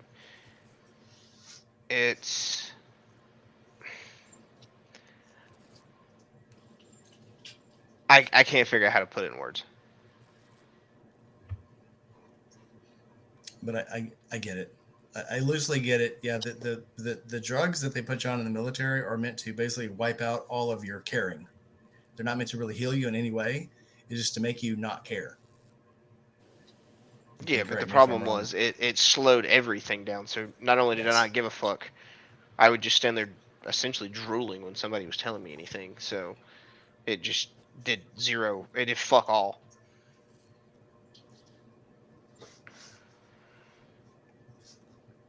So, mental health isn't taken seriously enough in the military. Got it. They I need to think be the offered most- more services. There's Somebody a lot say of 22 a repression. days. Well, I think the most important thing we can get from this is no matter what you're trying, try something and Yeah. don't go to the alternative end of life scenario. Oh, There's no, always, just like it's driving the car, test driving motorcycles, if the first thing doesn't work, go to something else, because the answer is not suicide. The answer is not to just give up on life. Right. Yeah. You gotta find and something you're comfortable with. Call didn't they somebody. just open or just start up the new mental health hotline? It's like 811 or something, kind of like 911. I think so. That Like sounds nationwide. familiar. Yeah, that does sound familiar. I'm actually gonna Google that. The original number for the suicide hotline is still live. They're just also offering it in whatever that 3-digit Right. number is. There used to be a place, it was the Raider Institute, and I hope they haven't gone broke by now doing this, but it used to be the phone number was, you can call them at any time. It was a whole nation full of volunteers that manned phones. I It's remember not- it was. Go ahead. Go ahead. It was the number I remember from my childhood is 1-800-252-1818, and you can call it anytime, and someone will always answer the phone. The nationwide 3-digit number for mental health emergencies is 988. And it's the Suicide and Crisis Lifeline. So, if anybody's listening, write it down. You never know when you might need it. Oh, I just flipped back to the live stream and Aaron beat me to it. And just about anywhere in the U.S., you can find an NA or AA meeting happening somewhere. Important thing is if you feel that down, find people to be with. Positive Whether it's a people. church, a chaplain, a preacher, a doctor. I promise you, if you go to any ER, call a friend. If the friend don't know what to do, hopefully they can get you somewhere. And also be careful turning to motorcycle salesmen for help. Yeah, that'll land you with loans. Yeah. Then you'll find a new That'll make addiction. you more depressed. Those dang motorcycle dealers. My first purchase, I came in so new. I was just like, oh, how much is it? Oh, very good. Let me pay that exact amount. I'm depressed. Give me that motorcycle. Yeah. Here, sign here. This one sure is pretty. Oh, that's the kind of one you want to buy. Raise, I don't. So on our picture on Riverside, it's showing us. It's not. It won't let. I don't know what the limitations of the program that we're using is. Oh, I sell puppers. yes. But Look at I that can't put the puppers. names up. I have all of us in the descriptions. I wish I could put us on there. I'm still working out. I'm probably going to blend this program with OBS and come up with some more stuff for us. But this is, excuse me, this is a work in progress. We do appreciate you showing up, though. We can all reintroduce ourselves. I am Rainy Rider, 2 words. Rainy Rider on YouTube, X Rainy Rider X on Instagram. Bleak. I am Bleak Rides on YouTube. I'm also available on Instagram. And if you just want to keep up with what Bleak Rides is doing on the daily, follow me on Facebook. Juice. Yeah, I am the Loose Juice. You can find me on YouTube as Loose Juice. The channel name is Loose Juice. With the new handles system, you can also find me with the Loose Juice. 2 E's in the word the. And that's also now my Instagram handle as well as the Loose Juice. Nicole. Road Warrior, and no, I didn't spell it wrong, Moto on Instagram and YouTube. And somebody said Boston Terrier. This is Gus, in case you're wondering. I guess. Hi, Gus. He is very regal. Oh, he's a butthole. Okay. Don't let his Regal. cute little face confuse you. This is not my dog, so my dog is like not a lap dog, but this one fits, so it sits. Was that one from a bum That's what she said. across the street that you had to Did you- fight for? Or? Did you beat a bum No. to death for that dog? Not this one. No. This one was acquired legally. In general. It's legal Dogs if can nobody also catches be you. beneficial for your mental health. Oh yeah. Yes, Yes. big Yeah, time. where's my? There you are. There's my mental health buddy right here. Mine is probably By the way, upstairs sulking. Juice, whenever I hear you say or I read your name, I just can't handle it.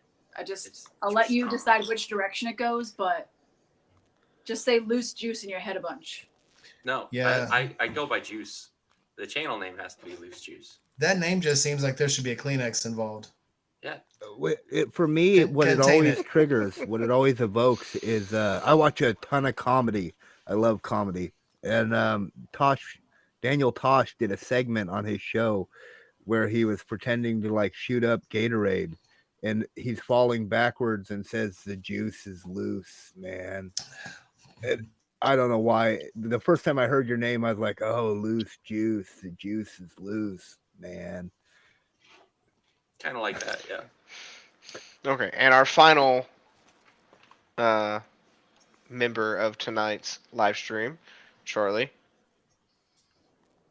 Yeah, man. On YouTube, just at Moto Diablo, or just and on Instagram at Moto Diablo 333.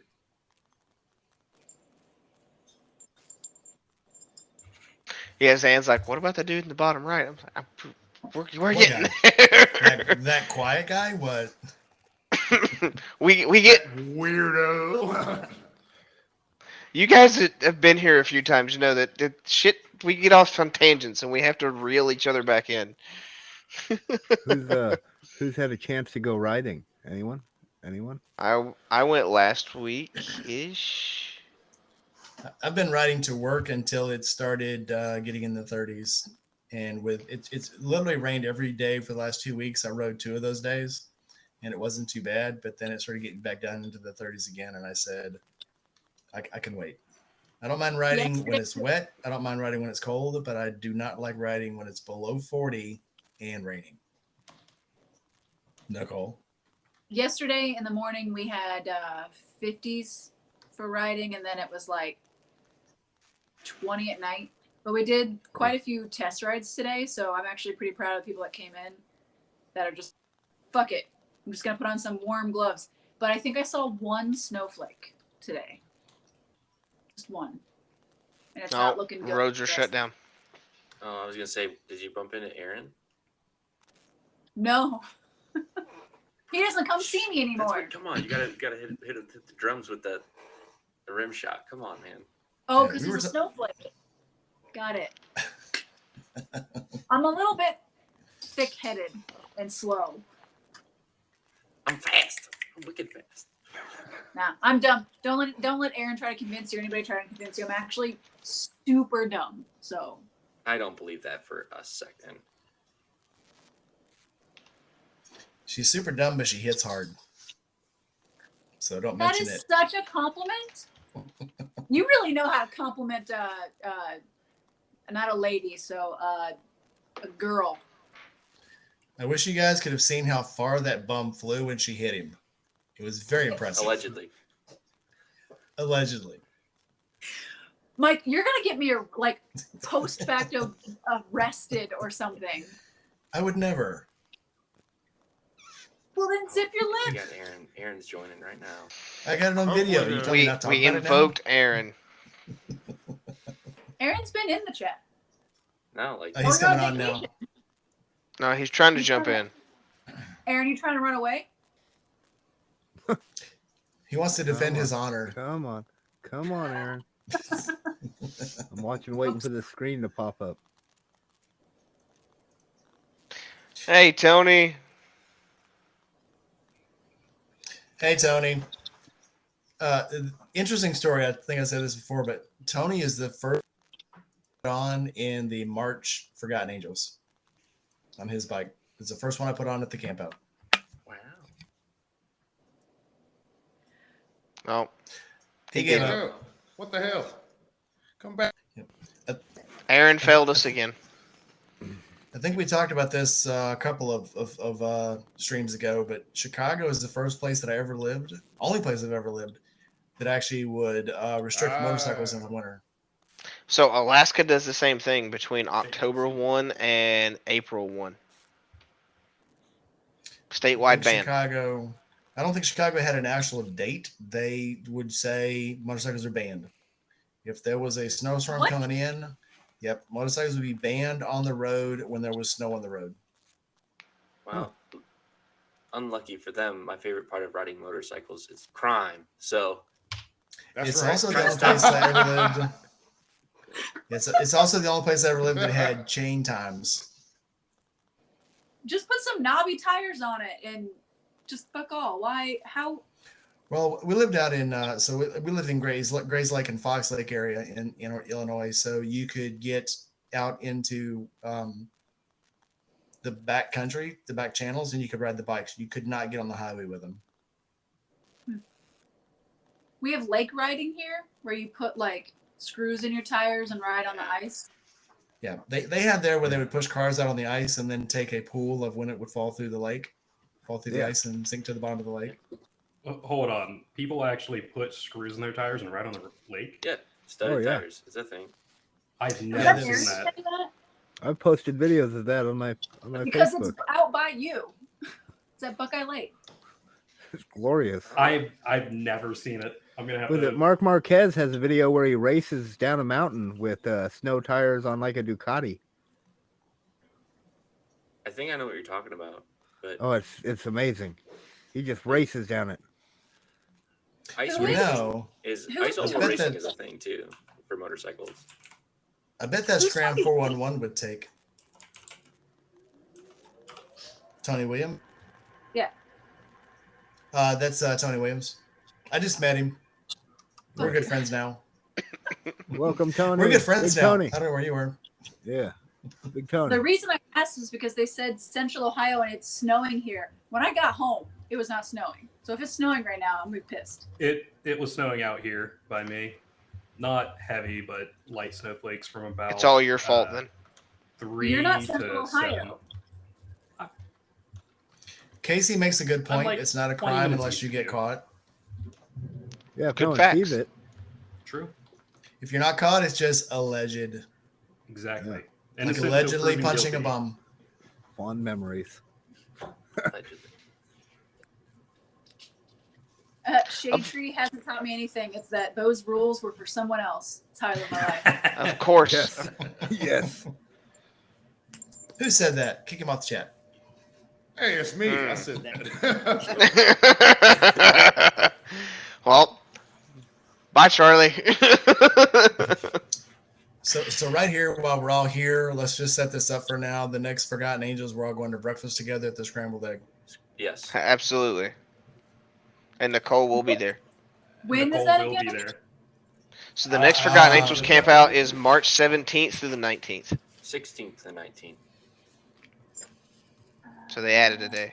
So yeah, Just like they did this year. we try to show up on Thursday. Thursday's a day too. March Yeah. March 16th. 16th through the 19th.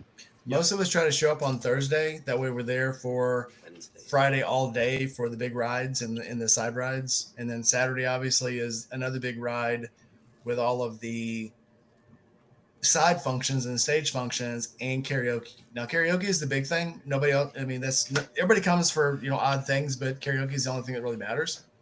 So make sure you're there for karaoke. I still I can't See, believe I let Sid talk. We me need to back. group together as our own little weirdos assembled group. Do you all have a prepared karaoke song? I've done karaoke exactly once, and I sang "I Believe in a Thing Called Love." So Sing whatever you So- want. Queen, hmm No. Queen I'm- song. Dragon Force. What the hell's a Dragon Force? Holy smokes. Fast guitar. Okay, who I'll said? look it up. Send me a link, Nicole. I'm interested. Who else was I telling about a metal band earlier? That was bleak. Was that Blake? Okay, look, Crack on Fire. I get the Dragon Force isn't necessarily. No, send me the link. I want to hear it. I'm messing with you, but Oh, really Dragon send Force me is the link, great. though. Dragon Force is great. With that kind of speed, that kind of mastery of the chords, holy smokes. No. I got my bands mixed up. That's not by Dragon Force. That's by The Darkness. I do listen to The Darkness. That thing called Love. Yes. Yes. I do know that Okay, song. so here's the thing. Here's something you must learn about me right now is that I do not remember the names of songs or bands or movies. Or I'll just much have to of describe anything. it to you, and then you'll have to come to the conclusion that we're talking about the same thing. I will do my best to get on your bandwagon. Anyway, I still have not believe heard the of thing Dragon called Force. Love by The Darkness, but I do love Yes. Dragon Force as well. I would God. like to say Darkness has the corniest, weirdest videos I've ever seen, but I love them. Let's just say I am That's how I feel about Guar. an alto, so they're like way up here. So I just don't talk for 2 days after I sing that song. So He brought Body Jumpers back in style. did they go out of style? They never After had Elvis, I style, think- baby. Elvis is the last person who's a jumper. So yes, they went out of style. Sorry to say. Aaron, Sid will not be going alone at the next karaoke. We're all getting on stage with her. All right, I'll stay off. No, I did karaoke All one of time, us. and I let Sid talk me into it. Don't know if I could do it again. Well, now we're all But you doing guys it. are drunk enough again. I think we should do all the songs from Shrek the Musical. Okay. Sold. Oh, and just so everybody that's watching is tracking, the Friday we will be doing a special Weirdos Assembled episode of all of us in one spot finally getting to hang out together. That one's going to be a fucking blast because I guarantee we're all going to be trashed as fuck Oh, at the camp out? at the I'm camp for out. it. I'm for it. shit, Let's do yeah. it. So don't expect anything anywhere close to coherent, but it'll be great. And yes, Jerry, I that was my oldest daughter. I have heard some things about this camp out, and I just feel like that predicates anything on being legible, anything you could show live. So do it early in the day so that no one's going to I be did. implicated at the time. I know you don't watch my channel because you hate me, but I did. I taped some very good talking to me? karaoke's. Are you talking I taped. You've obviously not seen my fantastic videos because I taped some very good karaoke at the camp out, and they were awesome. Here's The- another the fun work- fact that must be known about me is I don't watch other YouTubers. So it's She not doesn't just support you. communities. It's okay. No, I think I don't Nicole just watch- hates all of us, and she's here for like a self-fulfilling role right now. Get the fuck out. Get the That's fuck what she said. Aaron, I'm here to self-fulfill. No, stay, what did we talk kid. about last time? What I did we don't talk about? recall because I was drunk off my ass. Aaron, you missed the part where I said she hits very hard. Some people are into that. You And just you had- hope to You would be find one out. of them, probably. You just hope to find out. Hey, I'm not someday. here to get outed right now, Goon. Okay. You're right. Wait, First we'll of leave that all- to Step Trucker. Oh, shit. First of all, I've been paid to do weirder things for money. So being in a fist fight with somebody, Do tell. easy. I'm listening. Not You to delve just too you much started into this one. Not to delve too much in my childhood, but my mom literally had people bet on my brother and I kicking each other's ass when Wow, we I were like kids. So being the one who actually gets the money out of the fight would be a step up. Okay. it. Are- That one are would you not from win a Southeast fight against Ohio? her sister. What'd you say? Oh, She's a There red. was She's a small- redhead. I'd put money on her. No, I put money on the my little best friend redhead. is a redhead, and they are scrappy. She it's would another lose. To, redhead? that one would lose to the little one. You see that look? Always put money on the redhead. Ow! See, if I'd have had $5 on that, I would have won. Also, Aaron, my comment to you was, I don't know where you live, but you're not that far away, and I can figure out where you are. Trying to fight. I'm willing to put $5 Whoa. down that you can't find my address. She said something about You better snowflakes hope and so. in the She's talking about ass. throwing hands. I'll just She's- lure you out with a motorcycle. Ooh. Is it this? Good. Come on Good out. luck. B85 coming. Pull a 411 around on us Yeah. on a rope. Just and pull see if he comes just pull out. a ST out and he'll come running. I got the Yeah, next here. best thing. Here for the motorcycle demo? I'm here to ride that motorcycle. Hey, I'm why you honestly hitting more me? excited about this scram. I did think the scram was pretty nice. I did like the scram. Now that what is it? The Centurion, Nicole? Is that what's coming out? What? The Moto Guzzi Centurion. They have a Centurion line. The 100th anniversary editions are coming out. You have not seen those? Centurion is just a weird way to say that.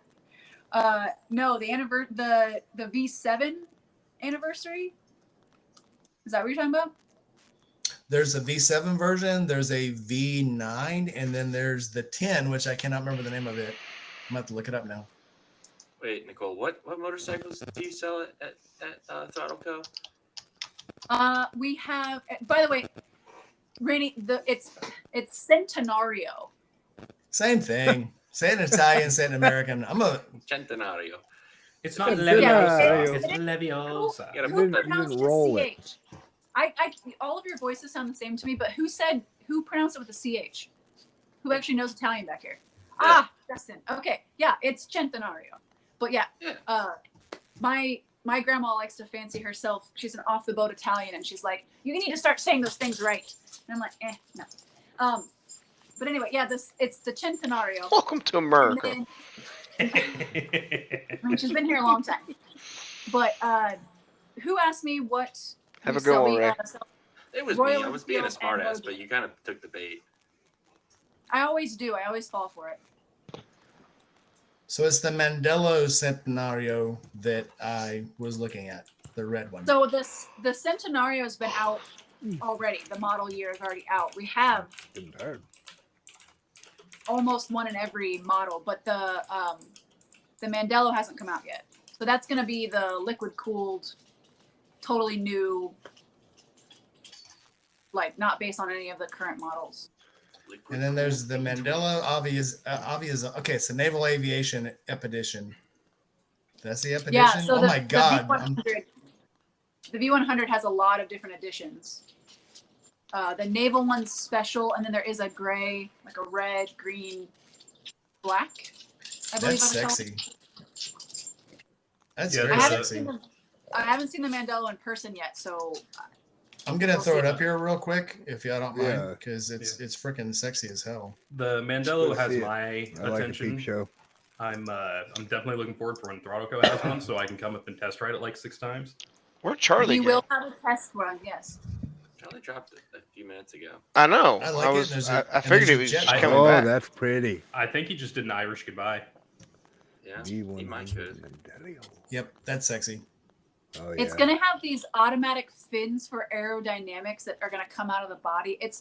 I mean, this thing, Moto Guzzi is not a simple motorcycle, but it's not super advanced. The Mandela is gonna change all of that. So It has an anchor on it. I'm sold. Yeah, I've watched. Put a few put an videos anchor of on it, Mandela. paint it Battleship Gray. I'll buy you anything. Oh, yeah. Fucking sailors. That's what she said. that's what he said. Yeah, there we go. I'll come back. 100 gentlemen leave. 50 couples come back. You know, after running the jail, I ran the military jail for 2 years. I can tell you all about who has the highest ratios. The highest what? Probably the Marines. The highest. Oh no. Funny story. Well, I'll save it for another time. But yeah, not what you think. It was just kind of funny. We had a guy come in and he wanted to be separated because he didn't want to be an outcast. And I said, yeah, we've already got 4 or 5 in here. Don't worry about it. They share with everybody else. You won't feel bad. Oh, we're filling up now. Hey, yeah, Rowdy. Who do we got now? Rowdy looks a little rowdy. Hi. Howdy-ish. Way tired-ish. I'm walking a dog right now for a friend. And I was falling asleep on my bike on the way here. So, Mental health. Well, it's if you been fall asleep on the way here, you won't fall asleep while you're here. How about? that's true. Won't have a chance. Which So brings us back say to hi mental to health. Deborah. A bike requires Oh, all of your.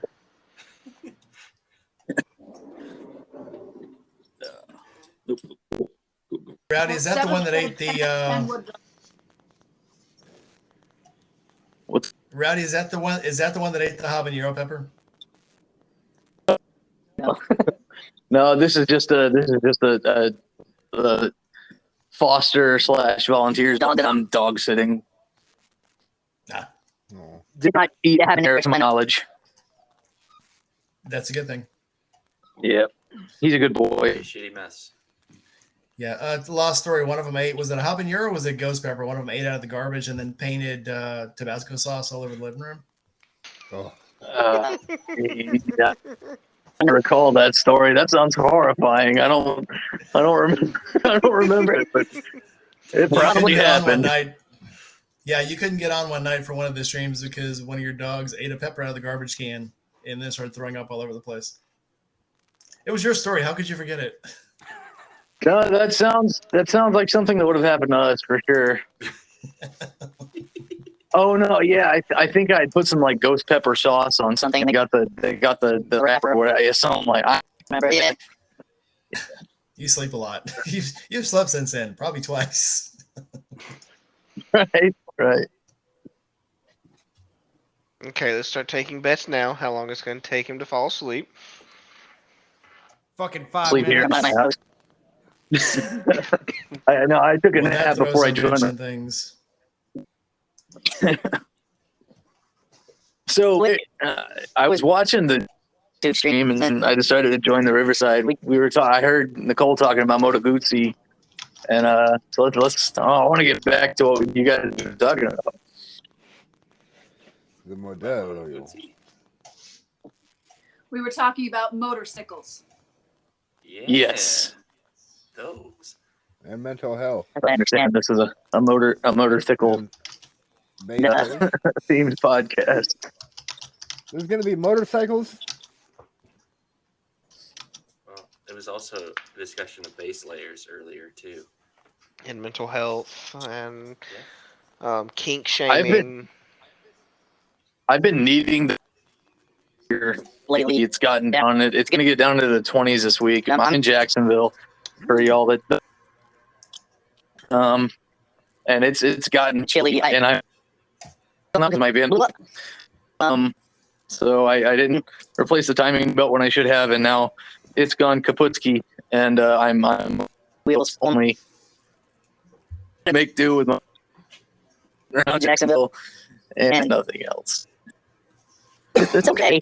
It sucked this morning when it was 48 and I was rolling, and I'm not used to riding in cold weather. So like a coffee from the Christmas Story. Oh my layers! I can't put my arms down. I was Rowdy, for thinking the more past- of Dumb and Dumber when they were traveling through the Rockies on that little moped. Just go. Oh, it's warm. Let me throw something in here real quick. So of course we've made a joke out of kumquat, but if somebody does throw a safe word, it's because they're probably not comfortable with the topics we're talking about. So we need to take it probably a little more seriously.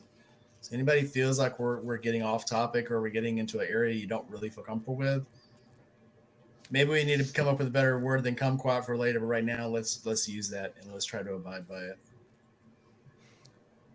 I agree with Rainey. Yeah. That's the one thing we didn't discuss in the pre-game portion of this. We're 'Cause eventually there's- going to touch things that people are uncomfortable with, because we get off topic because we suck like that. But we do need to take it probably more seriously. And if anybody got offended, I am so sorry. It was very unintentional, because it's not the kind of thing. It's not the kind of thing that we to do. So I've been watching chat, Mikey, and a lot of them are very like, and you guys can feel free to talk, say it again for yourselves, but everybody's been very thankful that we've been taking this topic seriously, because it is a very serious topic, but it's also something that needs to be talked about. And like you said, we are eventually going to touch a nerve, but that's that's par for the course when we're getting into these kinds of topics. Because, like, we're good friends, but there's probably things that Charlie hasn't told me. I'm just getting to know Nicole. Juice may have childhood trauma, who knows? And Rowdy has a thing for pit bulls, so. I did want to join tonight because I do want to talk about mental health. I'm a huge advocate for therapy. I'm a huge advocate for just taking care of your mind, as it is. I feel the most organ in your body, and there's such a ridiculous stigma around it. I found less in the motorcycling community. I found that most of the I've talked to have said, yes, riding is and therapy is therapy, and I think that most of us agree on that. It's got a solid place in my heart. I have family that work in the field, and it's, I won't lie, it's absolutely saved my life. I've had my own trauma, and it was extraordinarily difficult to get through. And without my counselors and stuff, I can't say that I'd be as rowdy as I am right now.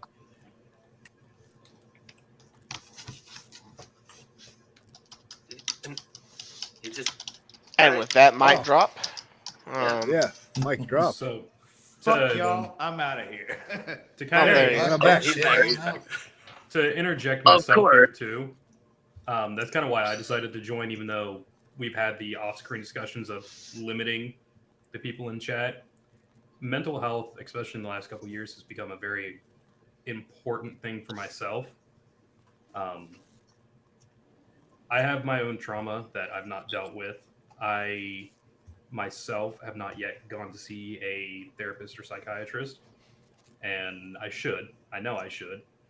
I have people over probably the last 5-6 years that I've been close with that have damn near come to the point of begging me to, because I have my own issues. I don't really openly talk about them in larger settings. I usually keep those more in small, like one-on-one talks.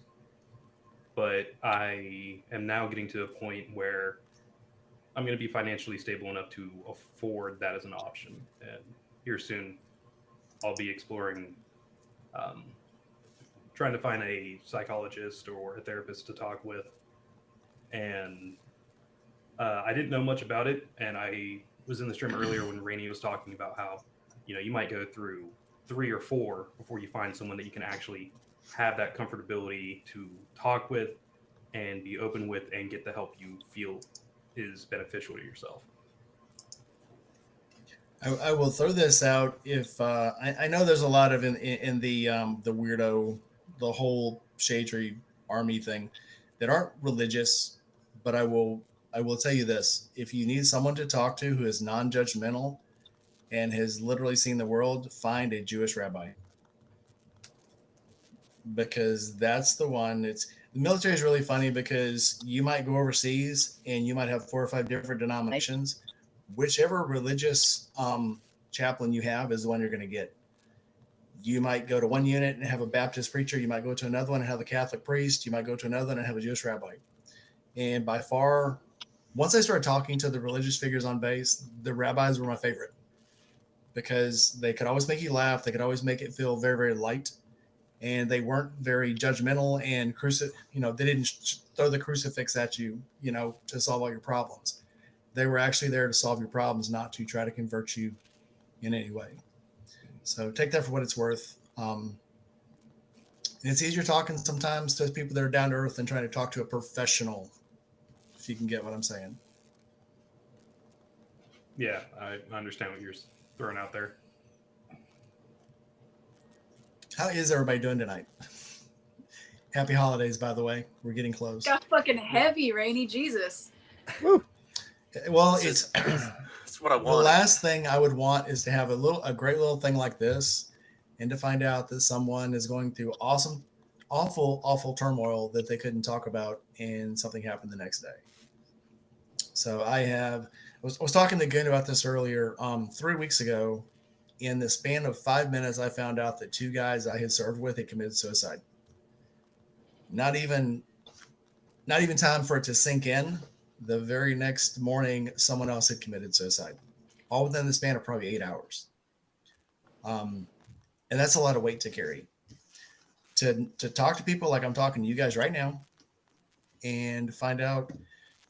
One of them I had talked to probably 2 or 3 months before. One of them I talked to not even 2 weeks before, and everything was fine. Everything was absolutely fine. So it's a lot of weight to carry. There is that nothing was fine. They were probably masking. Oh yeah. Oh, absolutely. Fucking A. Absolutely. And that's the point I'm trying to make. You can mask, and I will never know. So I just want everybody to make sure you know. One, I care about all of you.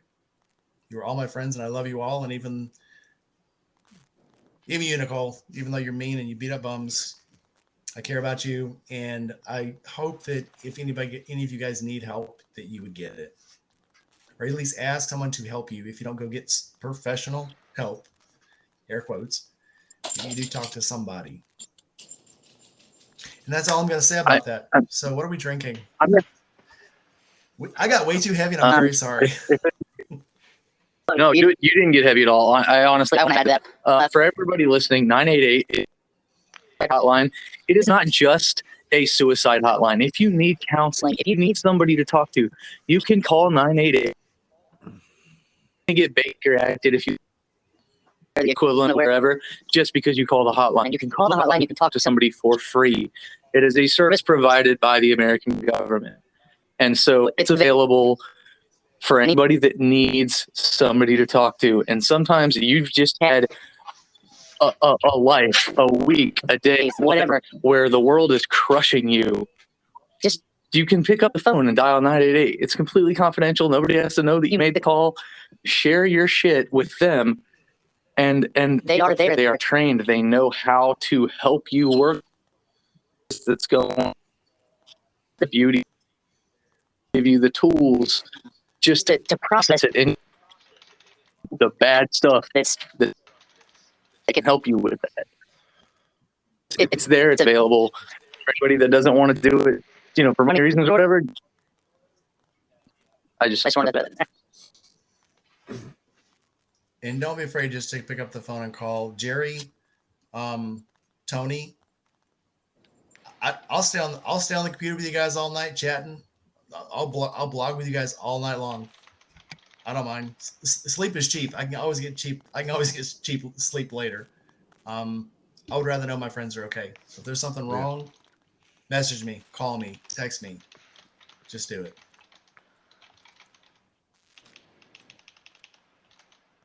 Don't think just because I can't come to your house, because some of you are very far away, that I won't be there for you as much as I can somehow.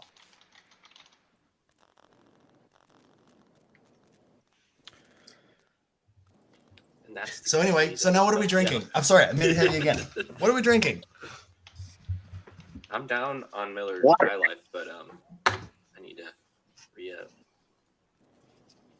I've been buying a lot of beer lately, so I decided to go with some of the delicious PBR as of late. I've got black and tans tonight. Dr. Pepper and water. Hard root beer. Took a chance. Which one? Which one is it? Big Brother. It's Oh, not your my- I like dad's. not your father's. It's not your dad's root beer. From Wisconsin. I mean, the problem is it tastes too much like actual root beer. So I drank the first one really fast, and I was like, "It's just root." Oh, fuck! It's not just root beer. Got it. I have a tingle.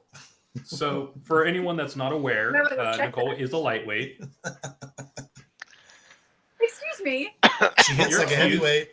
But you're I'm gonna not a get lightweight. punched. Hang on, Randy. I got something You know- for you. Wait a minute. Wait. That's what I've been waiting for all night. So, so Nicole, Yes. I'm not a lightweight. I have a medical condition. Thank you. okay, Is sure, it anger? that's fair. Now, Tony Nicole, says If I Jack was and Jack drinking- fire. If I was drinking liquor, this would be a totally different scenario. I wouldn't be having this problem at all. But this is like 100% Oh. carb. So what you're telling me is next time we hang out, I should just bring a bunch of liquor and we go shot for shot and see who's standing. Yeah. What are you doing That's next what I Friday? So Nicole, This I do. Leave. I bring a bottle of Johnny Black to the camp out for Saturday night. I'm And more I of a vodka. No. Don't back down. Don't back down now. You said you're not a lightweight. No. I'm not. No. I didn't say. No. No.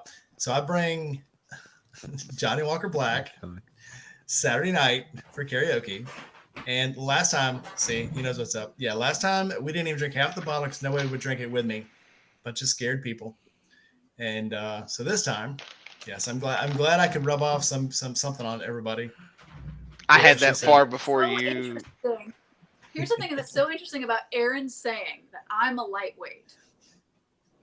As my gateway drug, Aaron, you are practically the reason why I drink. Interpret that how you want. You're welcome. It's a great pastime to have with friends. Speaking of which, I'll be right back. Yep, same here. So Before Tony, my the demon sky, comes back and bites me again. so the sky's the limit. Tony says that Jack Fire that does go down like candy, and it's very dangerous. It tastes like liquid Red Hots, and not in the Fireball way. It's very good. I was gonna stop you at the Red Hots part, like, ooh, if it's like Fireball, no, but like, It's not. No, Fireball's like candy. Like Fireball spicy. is candy. This is if you have No. not had Jack Fire, absolutely awesome. I'll drink. Jack Fire is definitely better than Fireball. I wholeheartedly agree. Oh yeah. See, I can't stand Fireball at all. I think it's disgusting. But I'll sit here and drink a bottle of Kraken straight. Fireball's for kids. How's it going, Good. loser? I don't know Left, if you guys. oh. There used to be this stuff called Aftershock and Avalanche, and one of them was. Oh yes, shot for shot. Take a shot of Aftershock and a shot of Avalanche. Yes. The Together. last drink I had I enjoyed Good for your was soul. a Wild Turkey American Honey with Coke, and it was very good. Had a nice my flavor. first, so I used to do like promo shot jobs, and my very first one was for Wild Turkey, and every single time I was like, here, have a sample.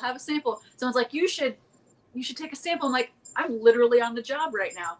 And then I took a shot of it and I was like, this is the most disgusting beverage I have ever had in my life. And I had to go around and pretend to all these people, here, take a sample of this lovely. American Honey does not even share anything else other than that name, Wild Turkey.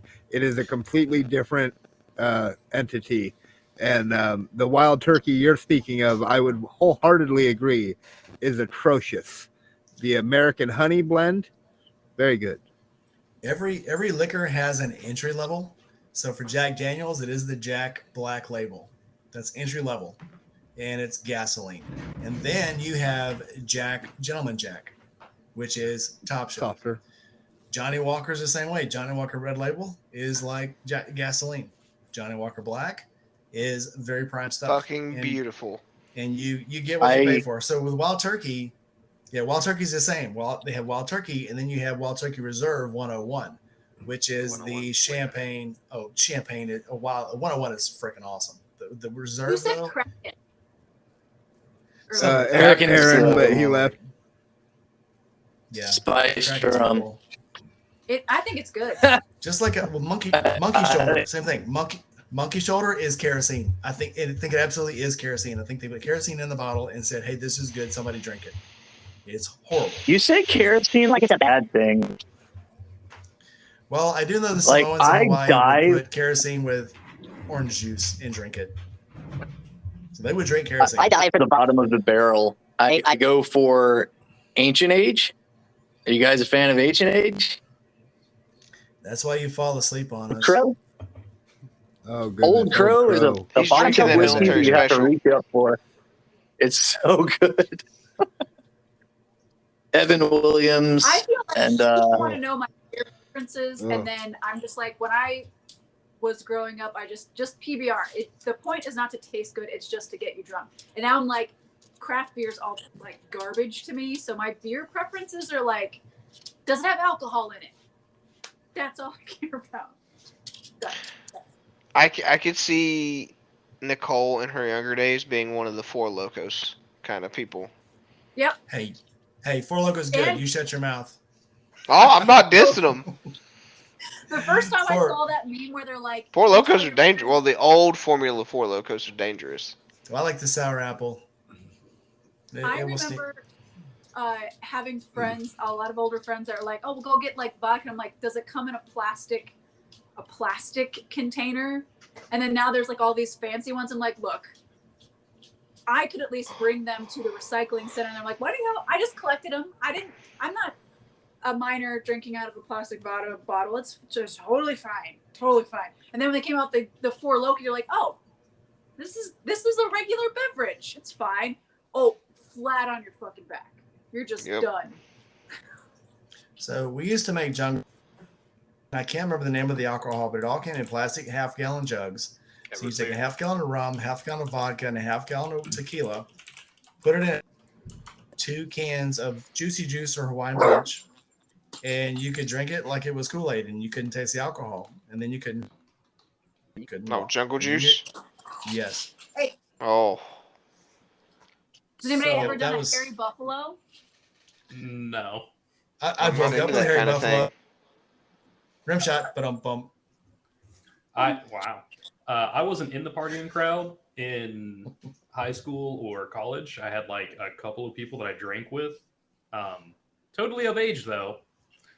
And it was usually we either just got stuff to make our own concoctions or somebody was lucky enough to get a bottle of something and then hog it to themselves. Aren't you just now getting to be of age? I Are you of age? You fucking Who's- child. said that? Listen, I'm gonna turn That's 26 in a perfect. few weeks. Perfect. Holy shit. 20, 26 So- in a 22 few and weeks. 3/4. I did check your ID when you came to test ride just to make sure you're 18. See, and that's the first time I was ID'd in probably like 3 or 4 months. I am 35 Oh. and I still get ID. So Well, Take that as a compliment. because you have a young face. I get the 20% off at the restaurant. maybe it's because I'm just immature. They're like, this bitch is not old enough to drive a car or rent a hotel. Nah, we gotta card this bitch. It's fine. Oh god, I remember the first time I tried to get a hotel room. That was great. I was recently turned 20, graduated college, started a job. First thing they did was send me out of state for work. They already reserved me a room, and it was in Fort Wayne, Indiana. I was to go to a bunch of substations and check them out. And when I went to check in after being in the car for 2 hours longer than I should have been, they're like, "Yeah, we can't give you a room Because you're 20. because I wasn't 21, even though it was reserved through a business." So Don't I be so young. Yeah, no, and eventually I got Grow up, Aaron. on the phone with like a higher up manager of the franchise in that area, and they're like, "You're here for work?" I'm like, "Yes." And they're like, "Did you drive?" I'm like, "No, I was a passenger in a vehicle." And they're like, "Is there an adult with you that can get the room?" And I just kind of stayed quiet. And oh god, that sounded wrong. And I just kind of stood there for a minute, and they're like, "Well, if you're here for work, it was reserved through your company." And they're like, "You've already gotten like a deposit charge on your account. We can't rightly send you away, so you can have the room for the weekend." Like, thanks. That's so gratuitous of you. Thank you. Like, thanks. Just here to work.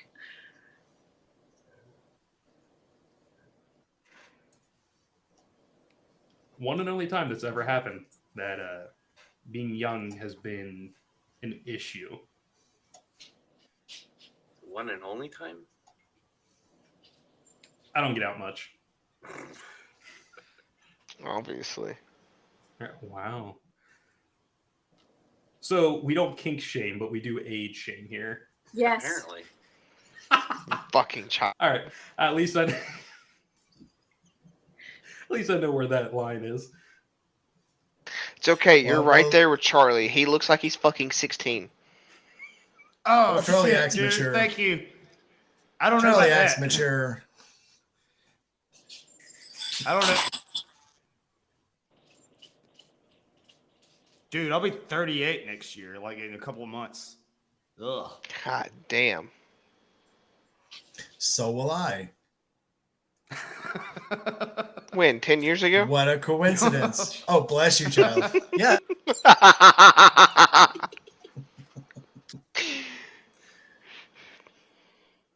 I'll be 31 next year. So Me too. 26 in a Wait, few wait, weeks. who said that? Wait. Who said Goon will be 31. Are you serious? Dead serious. Are you serious? That's what 10 years in the military will do to you. I think it's what shaving your head will do to you. Same. What's from? Yeah. It's okay. So we're When all going to shave our heads for the next Aaron, camp out. Aaron's getting his head shaved at the next camp out. Nicole? That's a guarantee. Sounds Come on, kinky. Nicole, I can see you with the sides of your head shaved. You can do this. Sydney will do it. You Okay, so serious. Put your Nicole hair could probably pull it off, man. in a I top really ponytail will. and shave the sides of your head. You will look awesome. Oh, no. Hell I'm yeah. definitely shaving Aaron at the next camp out. I shaved the sides of my head. It does look pretty good. serious question for you. Do you think I need help looking gay? I'm not answering that. Mike, that is a loaded question. There is no Literally. safe way to answer that. There's No no good. safe way to answer There that one. is so That is the equivalent Charlie, of your what are you wife asking, drinking? does this make me look fat? Miller Lite. Yes, but The in a good answer way, is honey. no, I don't need help. But do you think that okay, so you think this will make me look look awesome. That Yeah, looks cool I as agree. shit. That does look cool as fuck. Dude. It does. Oh, I I've think always it would wanted make to you look shave- cool. You mean I've just the always one wanted to shave my side? whole head, but here's the problem. I have a bald spot about this big on the back of my head. So Where that's even, and you'll be fine. Jerry, we wouldn't shave you. Agreed. We're all aiming for Aaron right now. Nope. I will hide. I'll let you take the sides and the back and shave it all the way down. I'll even let you shave the face, but the top has to stay. 10 or 15 shots in, you won't know what the fuck's happening until it's already over, big boy. Oh, I just won't believe- drink that night. Aaron could pull off a badass. And you're not drinking the entire weekend. Hold on. What'd you say, Diablo? That you could pull off a badass mullet like all day. That'd be cool as fuck. No, I'm already doing the reverse mullet. You know, I got the sides real short and the top real long. Next week, I'm getting a haircut, and the sides and the back will get shaven down. And then come March, you'll be bald. okay, so I would defend Aaron with, and I think Rainey would know that I could do this, but I will punch you in the face if you try to cut off Aaron's hair. And here's why. When I was in college, I studied abroad, and I didn't know how to pluck my eyebrows. And these two girls in this program that I was studying in literally held me down and plucked my eyebrows, and it was so traumatic. They weren't wrong. I definitely needed to do it, but I'm still It was back so on you were studying traumatic. abroad. what? Hey-oh. Yes. Yes, that's I'm not that's saying kind I of didn't. I'm not saying I didn't also like it. Okay, but it was still traumatic. so I will See, tell now you we this, can't say that- anything because then it's kink shaming. So first time someone I went to get my hair cut and someone actually pulled my eyebrows and shaved them. I literally and she thought I was gonna punch her. I said, "What the fuck have you done?" And she's like, "Oh, well, I'm just trimming your eyebrows." I said, "Get the fuck off me." I said, "I don't give a fuck." Fine, do the other I didn't one. like it. She did it so fast. She's like, and I went, "What the fuck did you just do?" And she's like, "I was just trimming your eyebrows." So There I've There are two Shave things them you off, don't then you touch can when I'm draw in this them all chair. with Sharpie. I've there are never two had things my, you don't touch in this chair. I've never had my eyebrows trimmed, but I had a friend at one point who was dating a cosmetologist. It's a dangerous. And- Never mind. Yeah. And he talked me into going to her to get a haircut. And the next thing I know, she leaned me back in the chair and put hot wax all over my forehead and around my eyes. It's like, what the fuck's going on? And then she just did that. She decided to also wax like half of my face. And that was the first time I was ever waxed. Wax his My best face. friend is a cosmetologist, and she's the only reason why my eyebrows don't look like giant caterpillars. But I trust her to be that close to my face. I don't trust a stranger to do it. So that's why serious I would question. protect you. Question: do you blade or string? She waxes them. Have you ever been strung? No. Threaded. Are you Don't. talking about like the threading thing that they do? Don't. Yeah. Okay. I heard it's supposed to hurt less. Uh, Have you had it done or What? something? Anybody What? have- What is this? Please explain. So they take this really thick cosmetologist- string. So you take string and you have it like around your fingers and they crisscross and it like yanks the hairs out as you like manipulate the thread. It's an Indian technique. It's supposed to be like plucking. Yeah, so the way that down in Texas they do it, the Mexicans, they take a really thick piece of string, like kite string, they unroll it, put it down into the eyebrow, and then they re-roll it, and then Yeah. There's not a manipulation. This is like you roll up all the ones you don't want into a line and then yank them. Hard pass. So Yeah. I have Your something way to is add. not as painful. I'm 41, and I used to go to a barber. Now I just cut my own hair. I just shave it off. But when I did still go to a barber, I went to one who asked me. I've never been asked that. Hey, do you want your eyebrows done? I didn't even know what to say. I was shocked. I said, "Do they need done? I mean, are you telling me that because they look bad? Yeah, they're a little long," she says. I said, "Oh, well, I mean, if you're the professional, I mean, if you think it needs done, let's do it." So she cleans them up. I don't know. She shave a little bit here, a little bit here. I go home where I have a wife who, when I walked in, "What the hell's wrong with your face?" And I said, "What?" She goes, "Yeah, you have a ridiculous face right now. What's going on?" I've always had this face. I was so taken aback. "What do you mean? I have a ridiculous face?" She goes, "Yeah, you have a ridiculous face right now. What's up?" And I'm like, "Nothing. I got a haircut." She said, "Did you get your eyebrows done?" I said, "Yeah." The lady said, "Hey, I needed them. Does it look bad?" She goes, "You look ridiculous." I've never went back for eyebrow work since. I just got in the military. I went for the full treatment where they did haircut. They did the shaving thing, and the girl's asking me. She's like, "Well, do you want your cuticles pushed back while we're here?" And I said, "Nah. When I stand up, it's just gonna fall back down."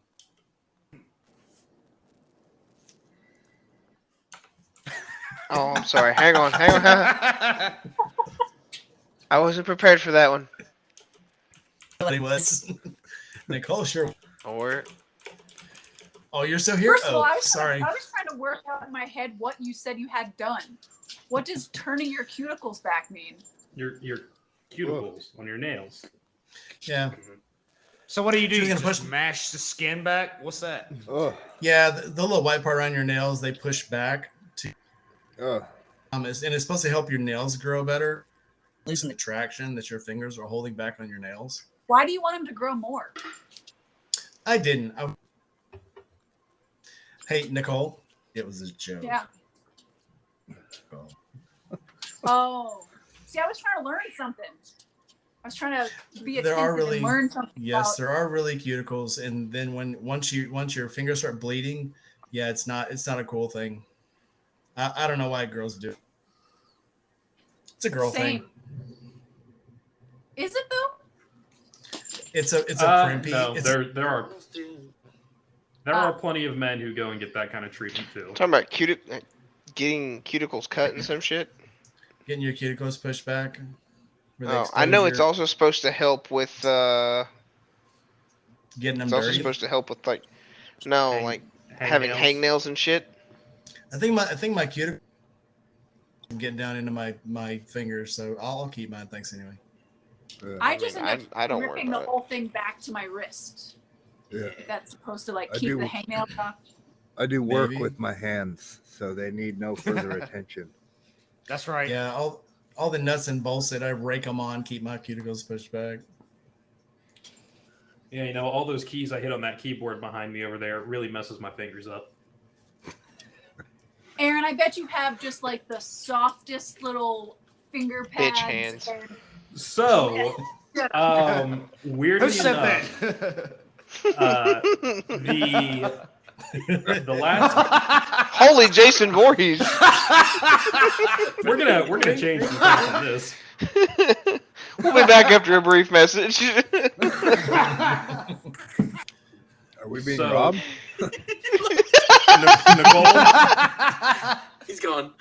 Nicole, it's kind of funny We're that safe, you brought up y'all. the like the baby soft hands, and I'm gonna really. This is gonna be a really shitty story to tell.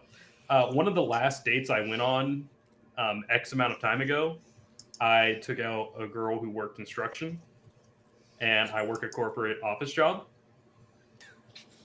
I'm And listening. long story short, as we went on a couple more dates, at one point Too she's late like, for that. "You know, your hands are very soft." She was like, "They're almost as soft as a little kid or a baby's." And at that point, we hadn't talked about like what we did for a living yet. And she's like, "You're not a construction worker or like outdoor person, are you?" I'm like, Tonight, "Nope."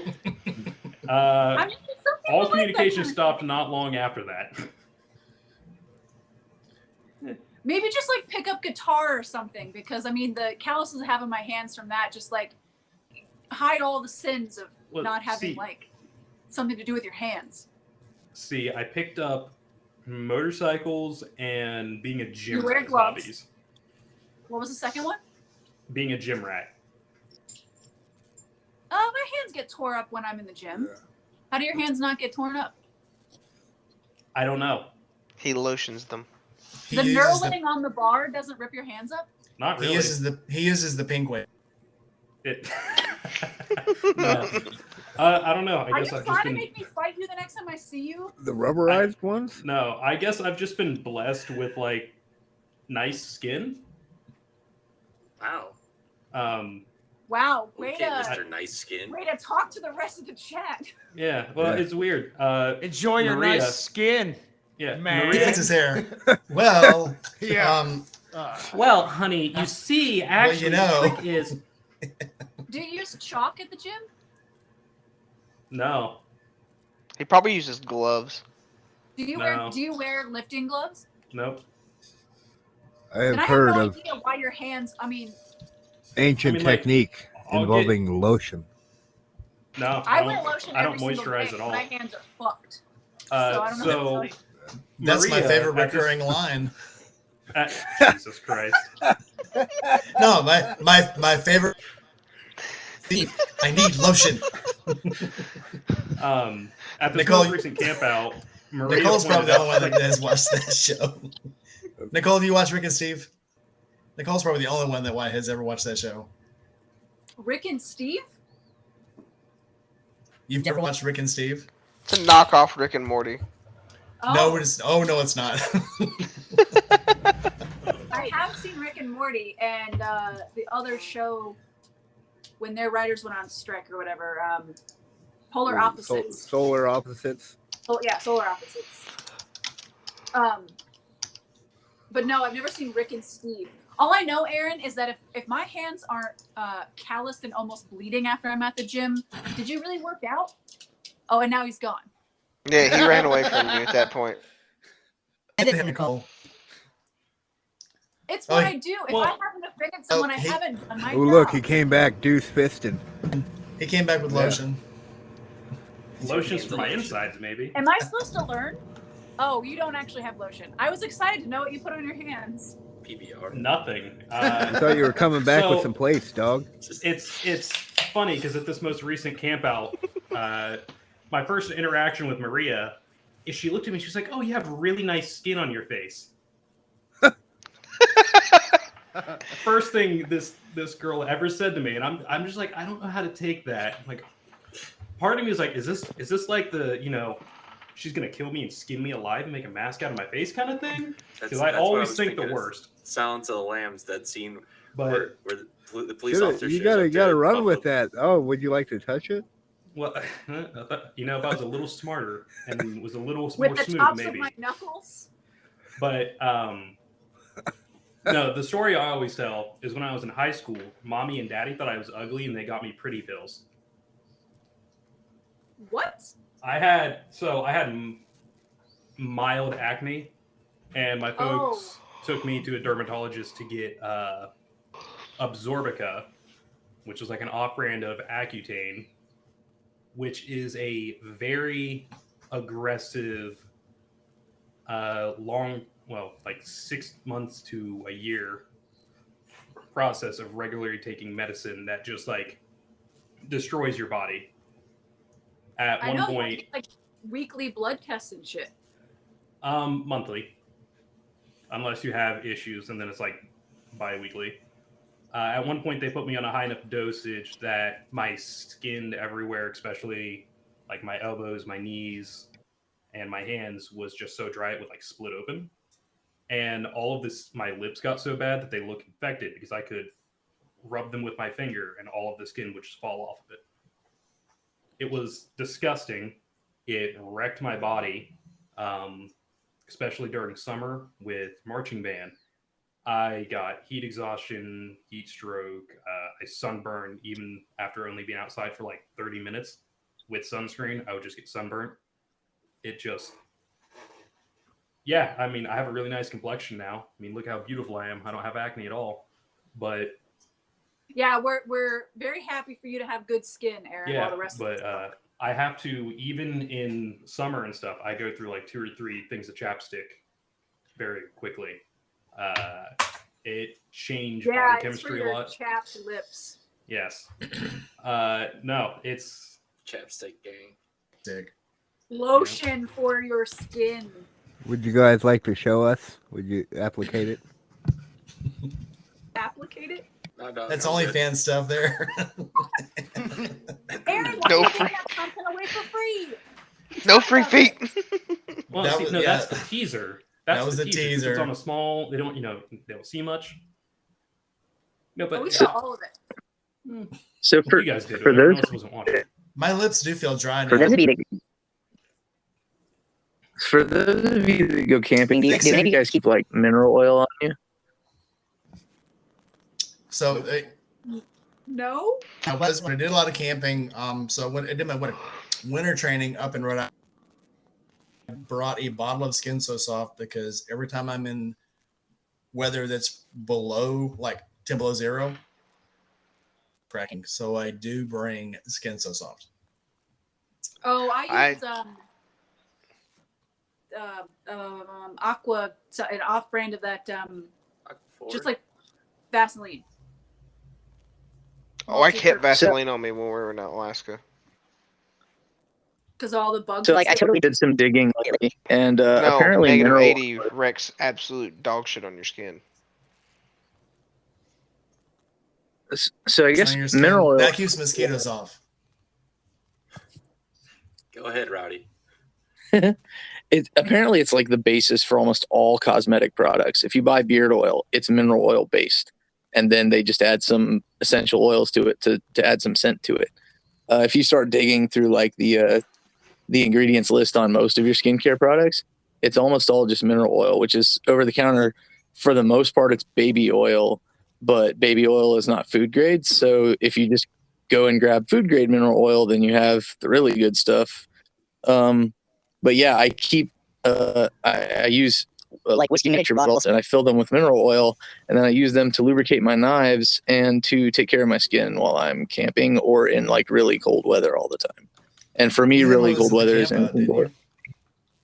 you? You had one at the camp out, didn't you? I had a knife. I had a rag soaked in mineral oil, in a Ziploc baggie that just said knife lube, and because that's what I use to keep my knives from rusting. I We're thought you not had a little kink-shaming, bottle. so fine. I think I might have. Yeah, I might have had like a maybe. Yeah. I think you did. But yes, I mean, Yep. anyway, they spend a little bottle of the oil. Yes. This is very enlightening. It works. It keeps your skin good. Like I Sure. use it as beard oil, and then I rub my lips in it, and like it keeps my lips from cracking. So, whatever. Rub it in your feet. Yeah. I'm just going to point out that I'm going to keep all my that's what she says to myself, but please do apply them as necessary in your own head.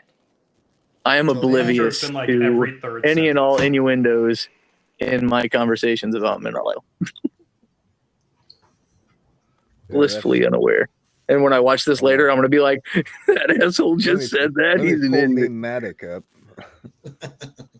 So just know that my superpower is being the Kool-Aid man of sex jokes. So if there is a sex joke that can be made, I'm going to be bursting through that fucking wall being like, that she said. How can I And there- provide you with that's what she said? Because that is what she said. Well, you're disappointing us tonight. Yeah, really. You've This just. is a you've just been- necessary role. I can't- was waiting for. Professional. I was waiting for a few of them. I was You've like, been come laying on, down Nicole, on the do it, job. Do it. No. You were waiting for I- a few of them, yeah, and that is what she said. So that's No. fine. That's what We she were said. talking about mental health earlier, okay? I have to leave. I have to keep those inside thoughts, for once. Well, during that Health, portion of then the conversation. humor. Humor is great for mental health. Yeah. It's deflection, smoke and mirrors. True. Well, That's it's only a personal deflection if attack. you don't do something about it later. Also true. Also, what she said. If you don't, so yeah. It's called edging. Oh God. Okay. Rimming? There it Well, is. look at the fucking expert over here. Just the tip. We're edging our way into combat territory. Look, lady, You're gonna just come on fucking what? Swat at it a little bit. Yeah, you're gonna come on what? Has I'll tell anybody you ever seen Ford what, Fairlane? a fucking electrical outlet. Well, You're gonna so come then on an ever electrical seen- outlet. What? to circle back Shocking. to base layers, we've had a couple of the writers in this group mention that they're keeping up with just layers. Layers seems to really get the job done in the cold weather writing of North America. Yep. First, I'd like to start off with a latex cat suit. You know what I'm saying? Okay. That for the moisture resistance. Is that the wax? Is that the wax? Hang on. Nicole's trying to tell us something very important about. Go ahead. Oh, it was not important. But if you're gonna be starting with a latex I'm body, in. you have to make sure you have a good foundation of baby powder on, or you're not getting that thing off. You're gonna. Or you can sweat go and with the mineral oil.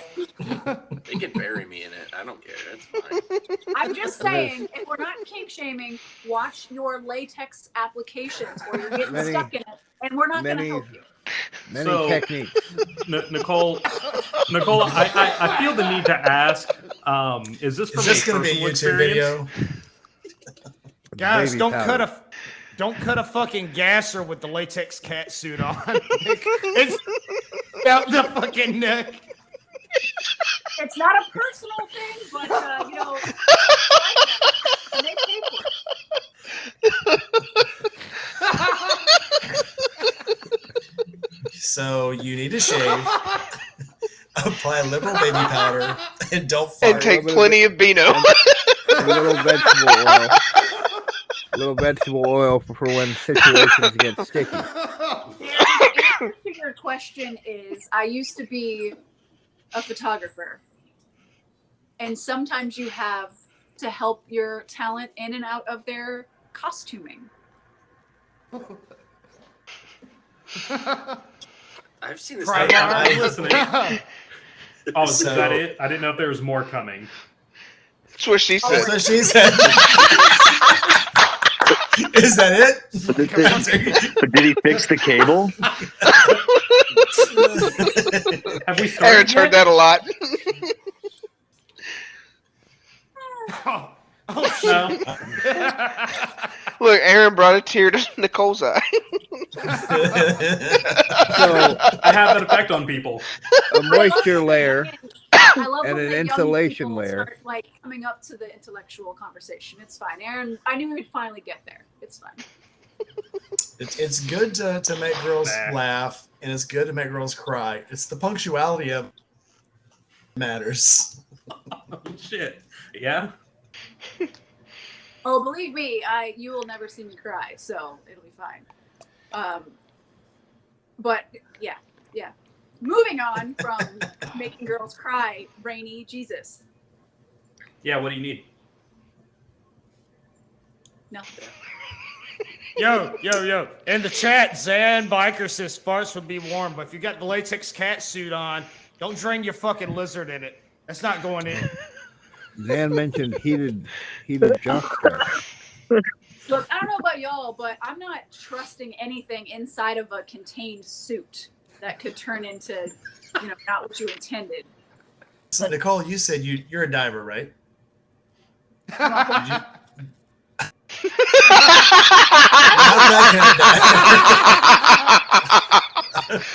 Hold on, do we have an instant replay? Is that a thing? I believe Rainey is referring to the ocean. Nicole, we've already.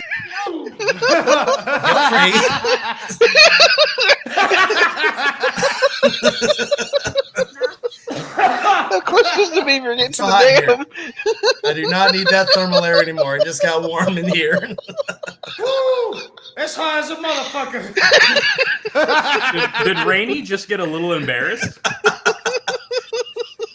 Like the top of his head's turning red. Hard just by looking at them. That's Well, So at that point, the Rainey first- knew that he had fucked up. for the first time ever, I really think she would have hit.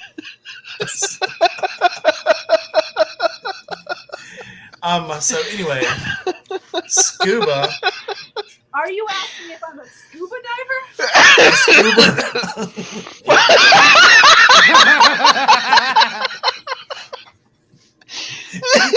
You dive, right, Nicole?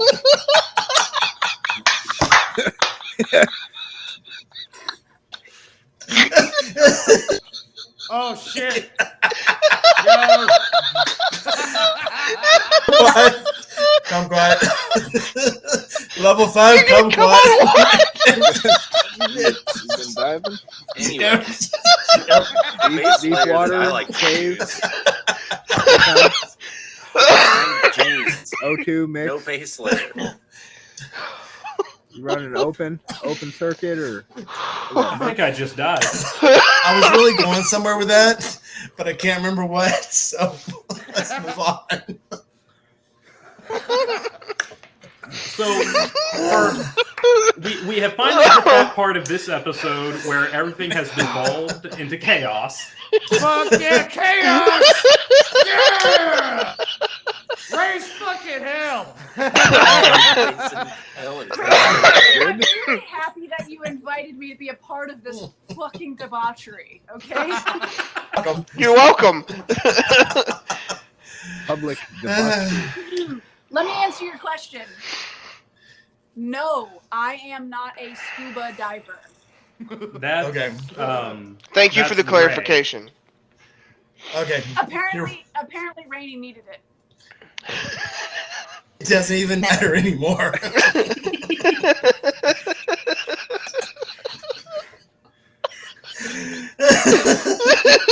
The randomness of it. It's okay, This Nicole. is You're probably- amongst friends. Oh, I didn't Come say into I the was a circle. diver. I just said I wasn't a scuba diver. Fucking Zach's laugh gets me every time, man. That shit cracks me up. Oh, I love that shit. all right. Let's pull it back in. Going back So to Gary is asking what he's missing. Rainey, would you like to fill him in? Well, to follow up on what Road Warrior was saying, we had a person in the chat mention a friend of theirs wearing leather pants. Is that a good form of road protection, or does that offer any insulation? I know some bikers love them chaps and leather pants. I like my fun chaps, enough. however, I have to have something under them. It can't be just straight leather chaps. You have to have I always wear like leather insulation chaps? I layers in find there. leather cold. So, I don't ride with the leather chaps, but I did ride with a leather jacket until it decided to destroy itself. Leather is a good outer layer in the cold because it breaks the wind and it helps create that wind-resistant barrier. So, if you just throw on a leather jacket and went for a ride when it's 20 degrees outside, you're still going to freeze your ass off. It's having the other layers in between that give you that additional like pocket of air for the heat to stay in. Fuck you guys. Now, in the vintage circles, Trying to have conversation about this. What are you saying, Nicole?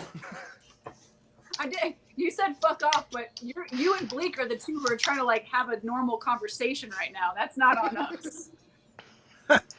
So, pro tip for those of you that want to wear leather in the summertime, our pro tip is wear nothing underneath your leather chaps.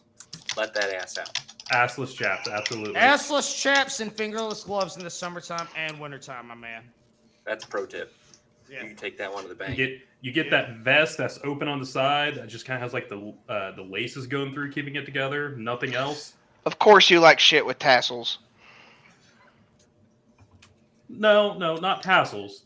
It's just like When you eat string. have any of you messed with the waxed items? Like in the vintage circles, it's all the rage if you've got, what is it, like a Merlin waxed Wax coat. canvas. Waxed canvas. Yes, wax canvas pants and a waxed leather jacket. Good for the rain, not good for riding. So, if you're just gonna walk out of the rain, do not recommend wearing them on the bike because they're extremely stiff. They're fantastic the rain out, but they're absolutely stiff. Absolutely stiff. Got it. Stiff. Nicole, you look like you're about to bust. Go ahead. That's what she said. She's itchy. But that is what she It said. wasn't like about bust. All over you. On a serious note, I don't like waxed canvas because the abrasion resistance is way lower than leather. So you should either go textile or leather. Textile with impact resistance and like fibers, or leather for abrasion. Seems like waxed canvas in the middle is just for looks. Yeah, I would definitely. Yeah, I can see that. Yeah, the longer I ride, the more things make sense. I didn't really have a compass to follow when I got into riding. I figure out what I can along the way. And so I wear a synthetic. I have a couple of synthetics, one for summer, one for winter. One's insulated, one's all air. And I like the synthetics. I've never been much of a leather person. But then the insulated pants and Kevlar boots, like you were saying, I feel pretty safe, pretty good on the bike.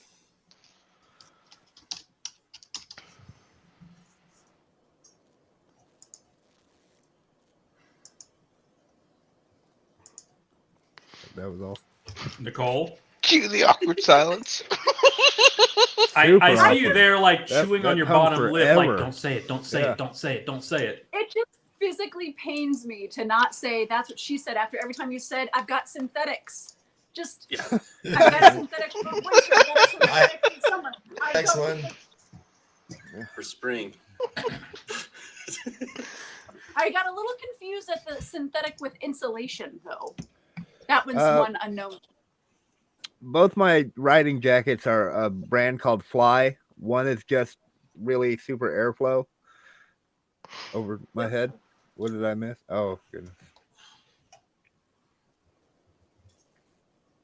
No, continue. The other jacket had the layer of insulation that can zip in or out.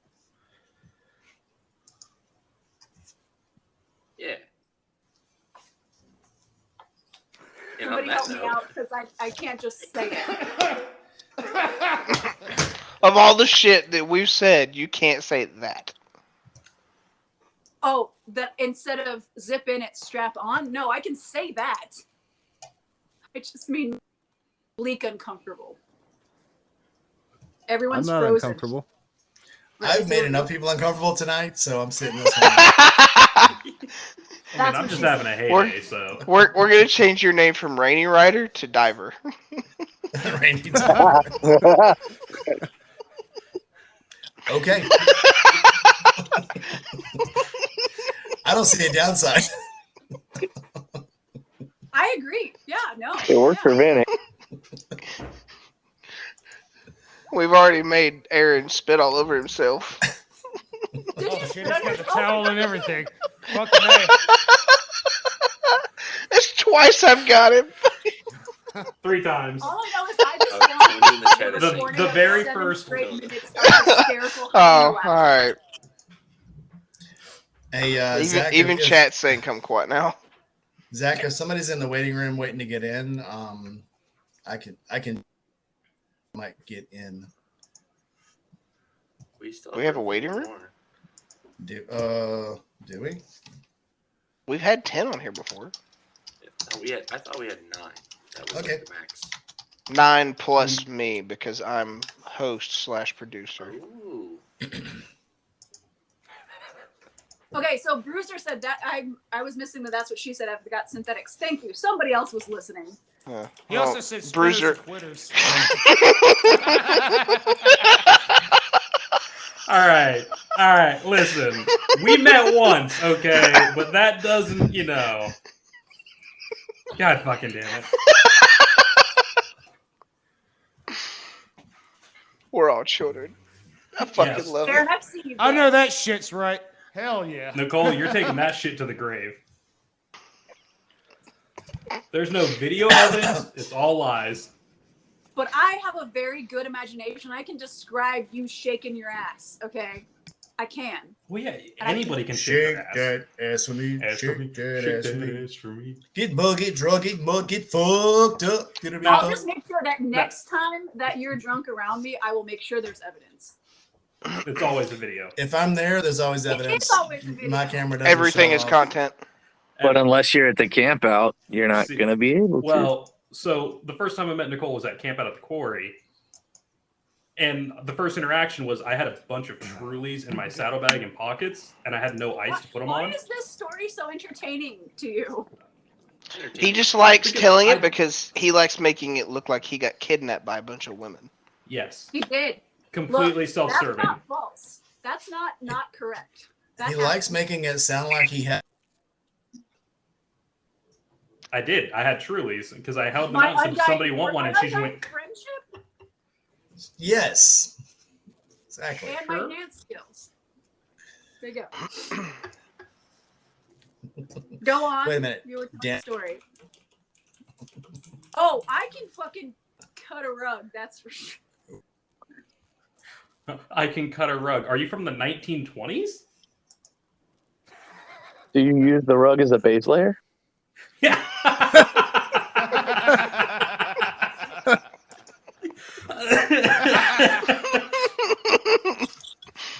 Damn it, I really Rowdy. appreciate the effort to keep us on topic. You did a great job. The host isn't doing shit right now, so let's be Listen, real. The agenda ended like an hour ago. We're just Oh, this is just We're doing open it. mic night now. Okay. I fuck. think that's what it is at this point. This is You know, Weirdos we've Assemble After Hours. we've kept circling back to mental health and base layers. So no, the agenda's not over. Your job isn't done. what do I need to do? I Y'all have are to doing agree. Damn it, Juice! It's like You are when supposed to be. a stand-up comedian tells a really long joke, and you're like, "Where the fuck are they going with this?" And they bring it back on the punchline. You're like, "There it is, got it." Touche. Check it Banana. out, y'all. What's better for mental health than laughter? You know what I'm saying? Yeah. Yeah, And diving. diving is one of those things. Yep, that's a coping mechanism. I don't know about you guys. I am so happy when I'm diving. Not a Yeah, same. Same. I agree. It's the only thing on my mind. So to bring diving My back to the mouth. the bass player's conversation, my father had this friend that was a professional diver. He did underwater welding and stuff. And to keep divers warm when they're doing like really deep dives, they will pump in warm surface water down through their suits. And so next time you're having a bad day at work, think about this guy's plight. He was having the warm water circulated in, and they accidentally sucked a jellyfish in. Oh, Oh. Yeah. The next time you're having a bad day at work, you could be being warmed by jellyfish water. Hang on, were there assless chef? I don't know. I didn't know the guy. The point I was going to make, the kind of joke with full scan divers is that if you can pee in your suit and warm yourself up, absolutely does not work. Any moisture inside that dry suit, you freeze to death very quickly. Oh shit. I guess I'd Why are rather you have the looking at me like that, jellyfish Nicole? water. Did I just put a damper on about peeing? There's no kink shaming here. Do not pee while you're diving. There is no. Don't kink get shaming. peed on while you're diving. I heard this was a safe space. 100%. It totally is. yeah. I mean, where is a safer space than a bunch of rowdy bikers? Right. And literally rowdy. It's certainly Well- not a group of priests. Fair call. You're safe from everyone else. You're not safe from each other. Yes. That's like only I can beat up my younger brother energy. Yes. For sure. My Absolutely. brother used to torment the hell out of me. Having an My older brother. did too. My brother used to kick my ass until Yeah. I got big enough to kick his ass. But if anybody messed with me at school or something, he was the first one to get both of us expelled for fighting someone else. So I definitely believe in that. And that's kind of the same thing with the motorcycle community. There's like just enough shitheads to like ruin it for everyone who's outside the group to think that they can be in this group. But then if you're in it, you're like, oh, 99% of these people will have my back if there's something that I need their back for. And Right. the majority of them will say that 1%, not in the motorcycle 1%, but that 1% of the group is not representative of us. So Aaron, check what is this, Riverside chat. There's a river. I don't know if mobile can see it. you can, but it covers your screen. Oh. That's fine. I want to see words, but I can't find it. It's too late for me to use my brain. All right. Person we were talking about was out to dinner. They're not going to join. So Next time. Well, can I say let's- a special thank you to Sky's the Limit, Journey of Jerry, the Mad Yankee, Bruiser 55, and Zan Biker. You guys have stuck with us for this whole wild journey. yeah. This is- Sorry, guys. Let me apologize post-mortem that it was a whole lot of fun. I'm not apologizing for shit. I've had a blast. Exactly. It's been a good one. Never Be apologize. Never Unapologetically explain. yourself. I made it through another one without getting my ass. Good. Only for Oh, third no, distance. it's just building up, and Nicole's putting that on the shelf until you make your next trip up to Ohio. You know, when I you think come I'll up be- and you buy that Scram 411 to ride home. That'll be the trade-off. If I don't buy it, then she'll take it out of me. Look, I have an amazing amount of self-restraint, which you have seen in person. So don't worry, Yes. I won't hit you. I know. It's fun to imagine, though. No kink shaming. No kink shaming here. We love No, all I was very- divers. I was Thank you. Honestly, that took a lot for me to not just go to jail that day. I was there for you. Actually, I wasn't sure who was going to jump in first. You or your partner. I think he was safe from the other guy until he started talking about how he was a war vet and would jump on a grenade and take a bullet. And then I think that pissed off. And that's when he started going off. Yeah, yeah. I'm just glad I haven't seen him since then because I'm not in my current state of mind. I'm not sure that I could not handle it because that was like I don't know 3 months ago now. Up around, find out. Yeah. End of September, I think. Yeah. So like 2.5. Yeah. Yeah. That amount of time literally would have changed That amount of the time. outcome of that if it were right now. Yeah, winter makes everyone angry. Get with it. Oh no, I'm always angry. That's not winter. Oh, that was just a good day. Yeah. Or that masking we were talking about. I have a PhD in that. Yeah, I get it. Just don't forget we're with. Well, Aaron won't ride with me. Okay, so I've been really busy for a little while. I'm on vacation next week. So you just tell me what days, like hour-wise, Throttle Co's open. I'll come up there. Yesterday would have been, I mean, you were probably at work. Yesterday would have been good. Yesterday morning was like 50 degrees. I was at work today. I was at work yesterday. So yes. But again, granted, all next week is like 30s. But I will gladly come up and bother the hell out of you. You can't bother me if I get to ride a motorcycle. Well, I'm definitely taking you up on it next time. And I will finally ride your bike. Yes. Well, because right after you were there, I had like 14 people bring you bikes, and I was like, okay. Now I feel bad that I didn't ride yours when you had it there.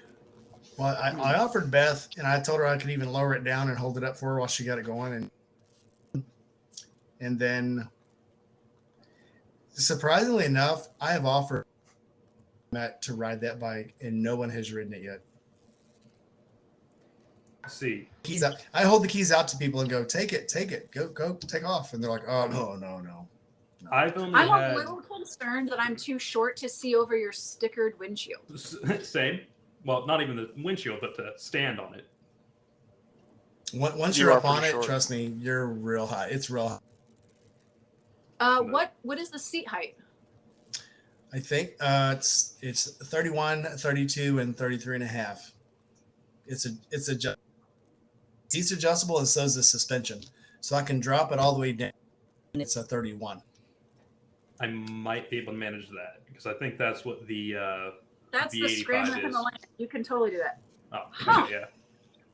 The V85 is a whole inch higher than that. Let me look it up just to make sure. Huh. Because the V85 is like 32, almost 33 inches high. Really? So I am positive that I don't know. Maybe it's just because you're so mean, but you height as me. So I think Small I know but you meant mighty. that as an insult, but I am flattered. I would not insult you. Yeah. You are just really flattering a girl tonight. Thank you. That's what I'm here for. I don't want to be admired. I want to be Feared. feared. I fear you. Thank That you. sounds like a fetish.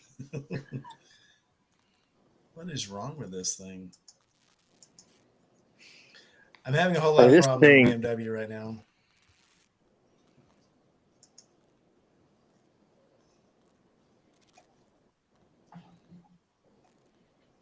So, Are you still trying to figure out the seat height? your yeah? What Yeah, the seat height? the Motorrad website is fighting me. Okay, I'm on it. Okay. Do you know how much it weighs? Do I have a wrinkle in my brow? Can you tell? No, It this weighs Well, it lies. It lies. It doesn't weigh, but it weighs. So Because of course I'm going to compare it to my bike. So as long as it's not more than 700 pounds, then it should be fine. well, see, this stat sheet lies. It says maximum speed 100 miles an hour. Absolute lie. I've had it up to 120 without even sweating it. I mean, on close course in Mexico. Is that according to the speedo or is that according to a GPS? My GPS, I've had it up to 120 on my GPS because it's the only thing I can see when I'm going that fast. So seat height 29.5 at the lowest, 33 at the highest, and that's with three conditions on the seat, 3 different ride heights. What's the weight? Unladen weight, no fuel, 809 pounds, which is absolute bullshit. Total weight 1,234 pounds. That's with 2 passengers and your prospective luggage, which is absolute lie. That's the It didn't weight look of like an the- 800-pound bike. It's heavy. It says 809 pounds, unladen, road ready. So I'm assuming Is that's it- what they mean with fuel. Is But it they say the it's steel or 800. aluminum frame? It's aluminum frame. That would probably be the biggest concern I'd have is that all the weight on your bike is high up. Nope, it's low. All the weight is low. You get it moving, it feels like the Sportster. I don't mean while you're moving. I just mean like you're faring and you have hard side bags. Yeah, I've got hard bags.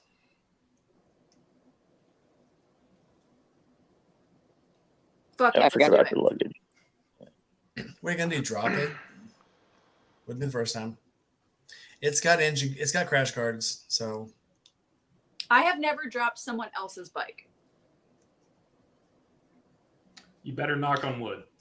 yeah, the engine, the transmission, everything is very, very low on it. So literally, once you get it up to 5 miles an hour, you don't feel the weight. It's moving. It's gone. Oh, I know all that, but so you and I are about the same height, but my legs are so short that the weight distribution really matters. So my bike is like 700 and something pounds, but it's all 26 inches and below.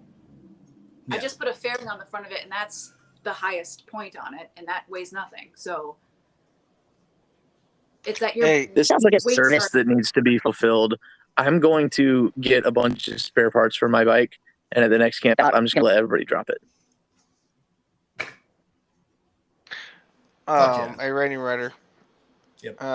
Journey and Jerry wants to know if there is a difference between your BMW and Two Will Terra's BMW Midnight Edition. No. The only difference in our 2 bikes is the dash. His has a different speed package on it, so his is actually geared slower. It has a slower torque curve, but they're the exact same bike. The only difference is the console. His screen is square, mine has round, and then he has the square lights on his headlights. Mine has round headlights. So his has the Hawkeye headlights. Mine has the Owl headlights, and that's the only difference. Mine's faster than his because mine's been unregulated. My mechanic down here runs he has a B just like mine, except it doesn't have a trunk. He runs it at Memphis Speedway, so he put the package on mine that he has on his. So I don't have a governor on mine. That's the only difference. Everything else is exactly the same. Can everyone else see Nicole, or is it just me? I can see her. She disappeared from mine for a little while. There She's she is, gone. right Where'd there. she I go? see her. Hello. I don't I see her. see her- Where is she? I Where is see she? her in the live stream, but in Riverside, it's just a gray cube. Yeah, that's what I have too. Oh no, that's weird. I see her making very horrible faces at you. She'll probably smack you. Yeah. She just shot the finger at you. That's for you. Can't believe she did that. God. At me, I believe it. See, that's the reason we need to see, is because we need to make sure. Actually, we don't need to make sure of anything. Go ahead. I mean, throw all I'm the just computers. watching the live stream to see how much shit Rainey's talking. The only I downside is like there's Cruiser until they spelled my name wrong. That makes me sad. Nishol. Nishole. Well, Chole. he's saying that it's the Italian way. There's a cha in there. Centenario. That's the Centenario. silent. That's the silent E. No, I'd rather you just call me Coleman if you're gonna say my name wrong. No H. Can you still not see me? I cannot. You may have to come back in. Not. I I can see you see waving sorry. your hands around. I can see you on the YouTube chat. Yeah, you're showing up. Yeah, I on can the see you YouTube. in YouTube, but I can't see you here. Oh, I can see you I here. can see as you on well. the screen. It's time for me to step out anyway, guys. It is getting late. Rainy. It's only So- midnight. It's been 3 hours Is now it at this midnight? point. Yeah, I think it's time we wrapped up. We talked about some good things though, We did. It was and well some intended. things that I will forever torment you about, Rainey. Nicole, Just stop so- masking. Stop masking. Do that. Do this. Oh, Things went I over Pull the my mask head. off. Pull the mask off. I am so incredibly happy to be laden with the information that I now know that will make you just blush so strongly. That's now in my arsenal. Thank You you. know, those are the things that I live for. Things just like the comedian comment earlier. Things you can drag up 9 years from now. And go, remember this, and that's when you really build moments with people for life. So I'll treasure that moment. And every time I go diving now, I'll think about you. I hope to never think about that when I'm diving. But And on that note, on that note, Go ahead, Juice. Take it away. yeah, and on that note, thanks again to Road Warrior Moto for being a guest on our show. Thank you all for tuning in. I know the 3-hour mark, I think, is probably one of the longest ones, but we appreciate you. And until next time, see you later. Bye.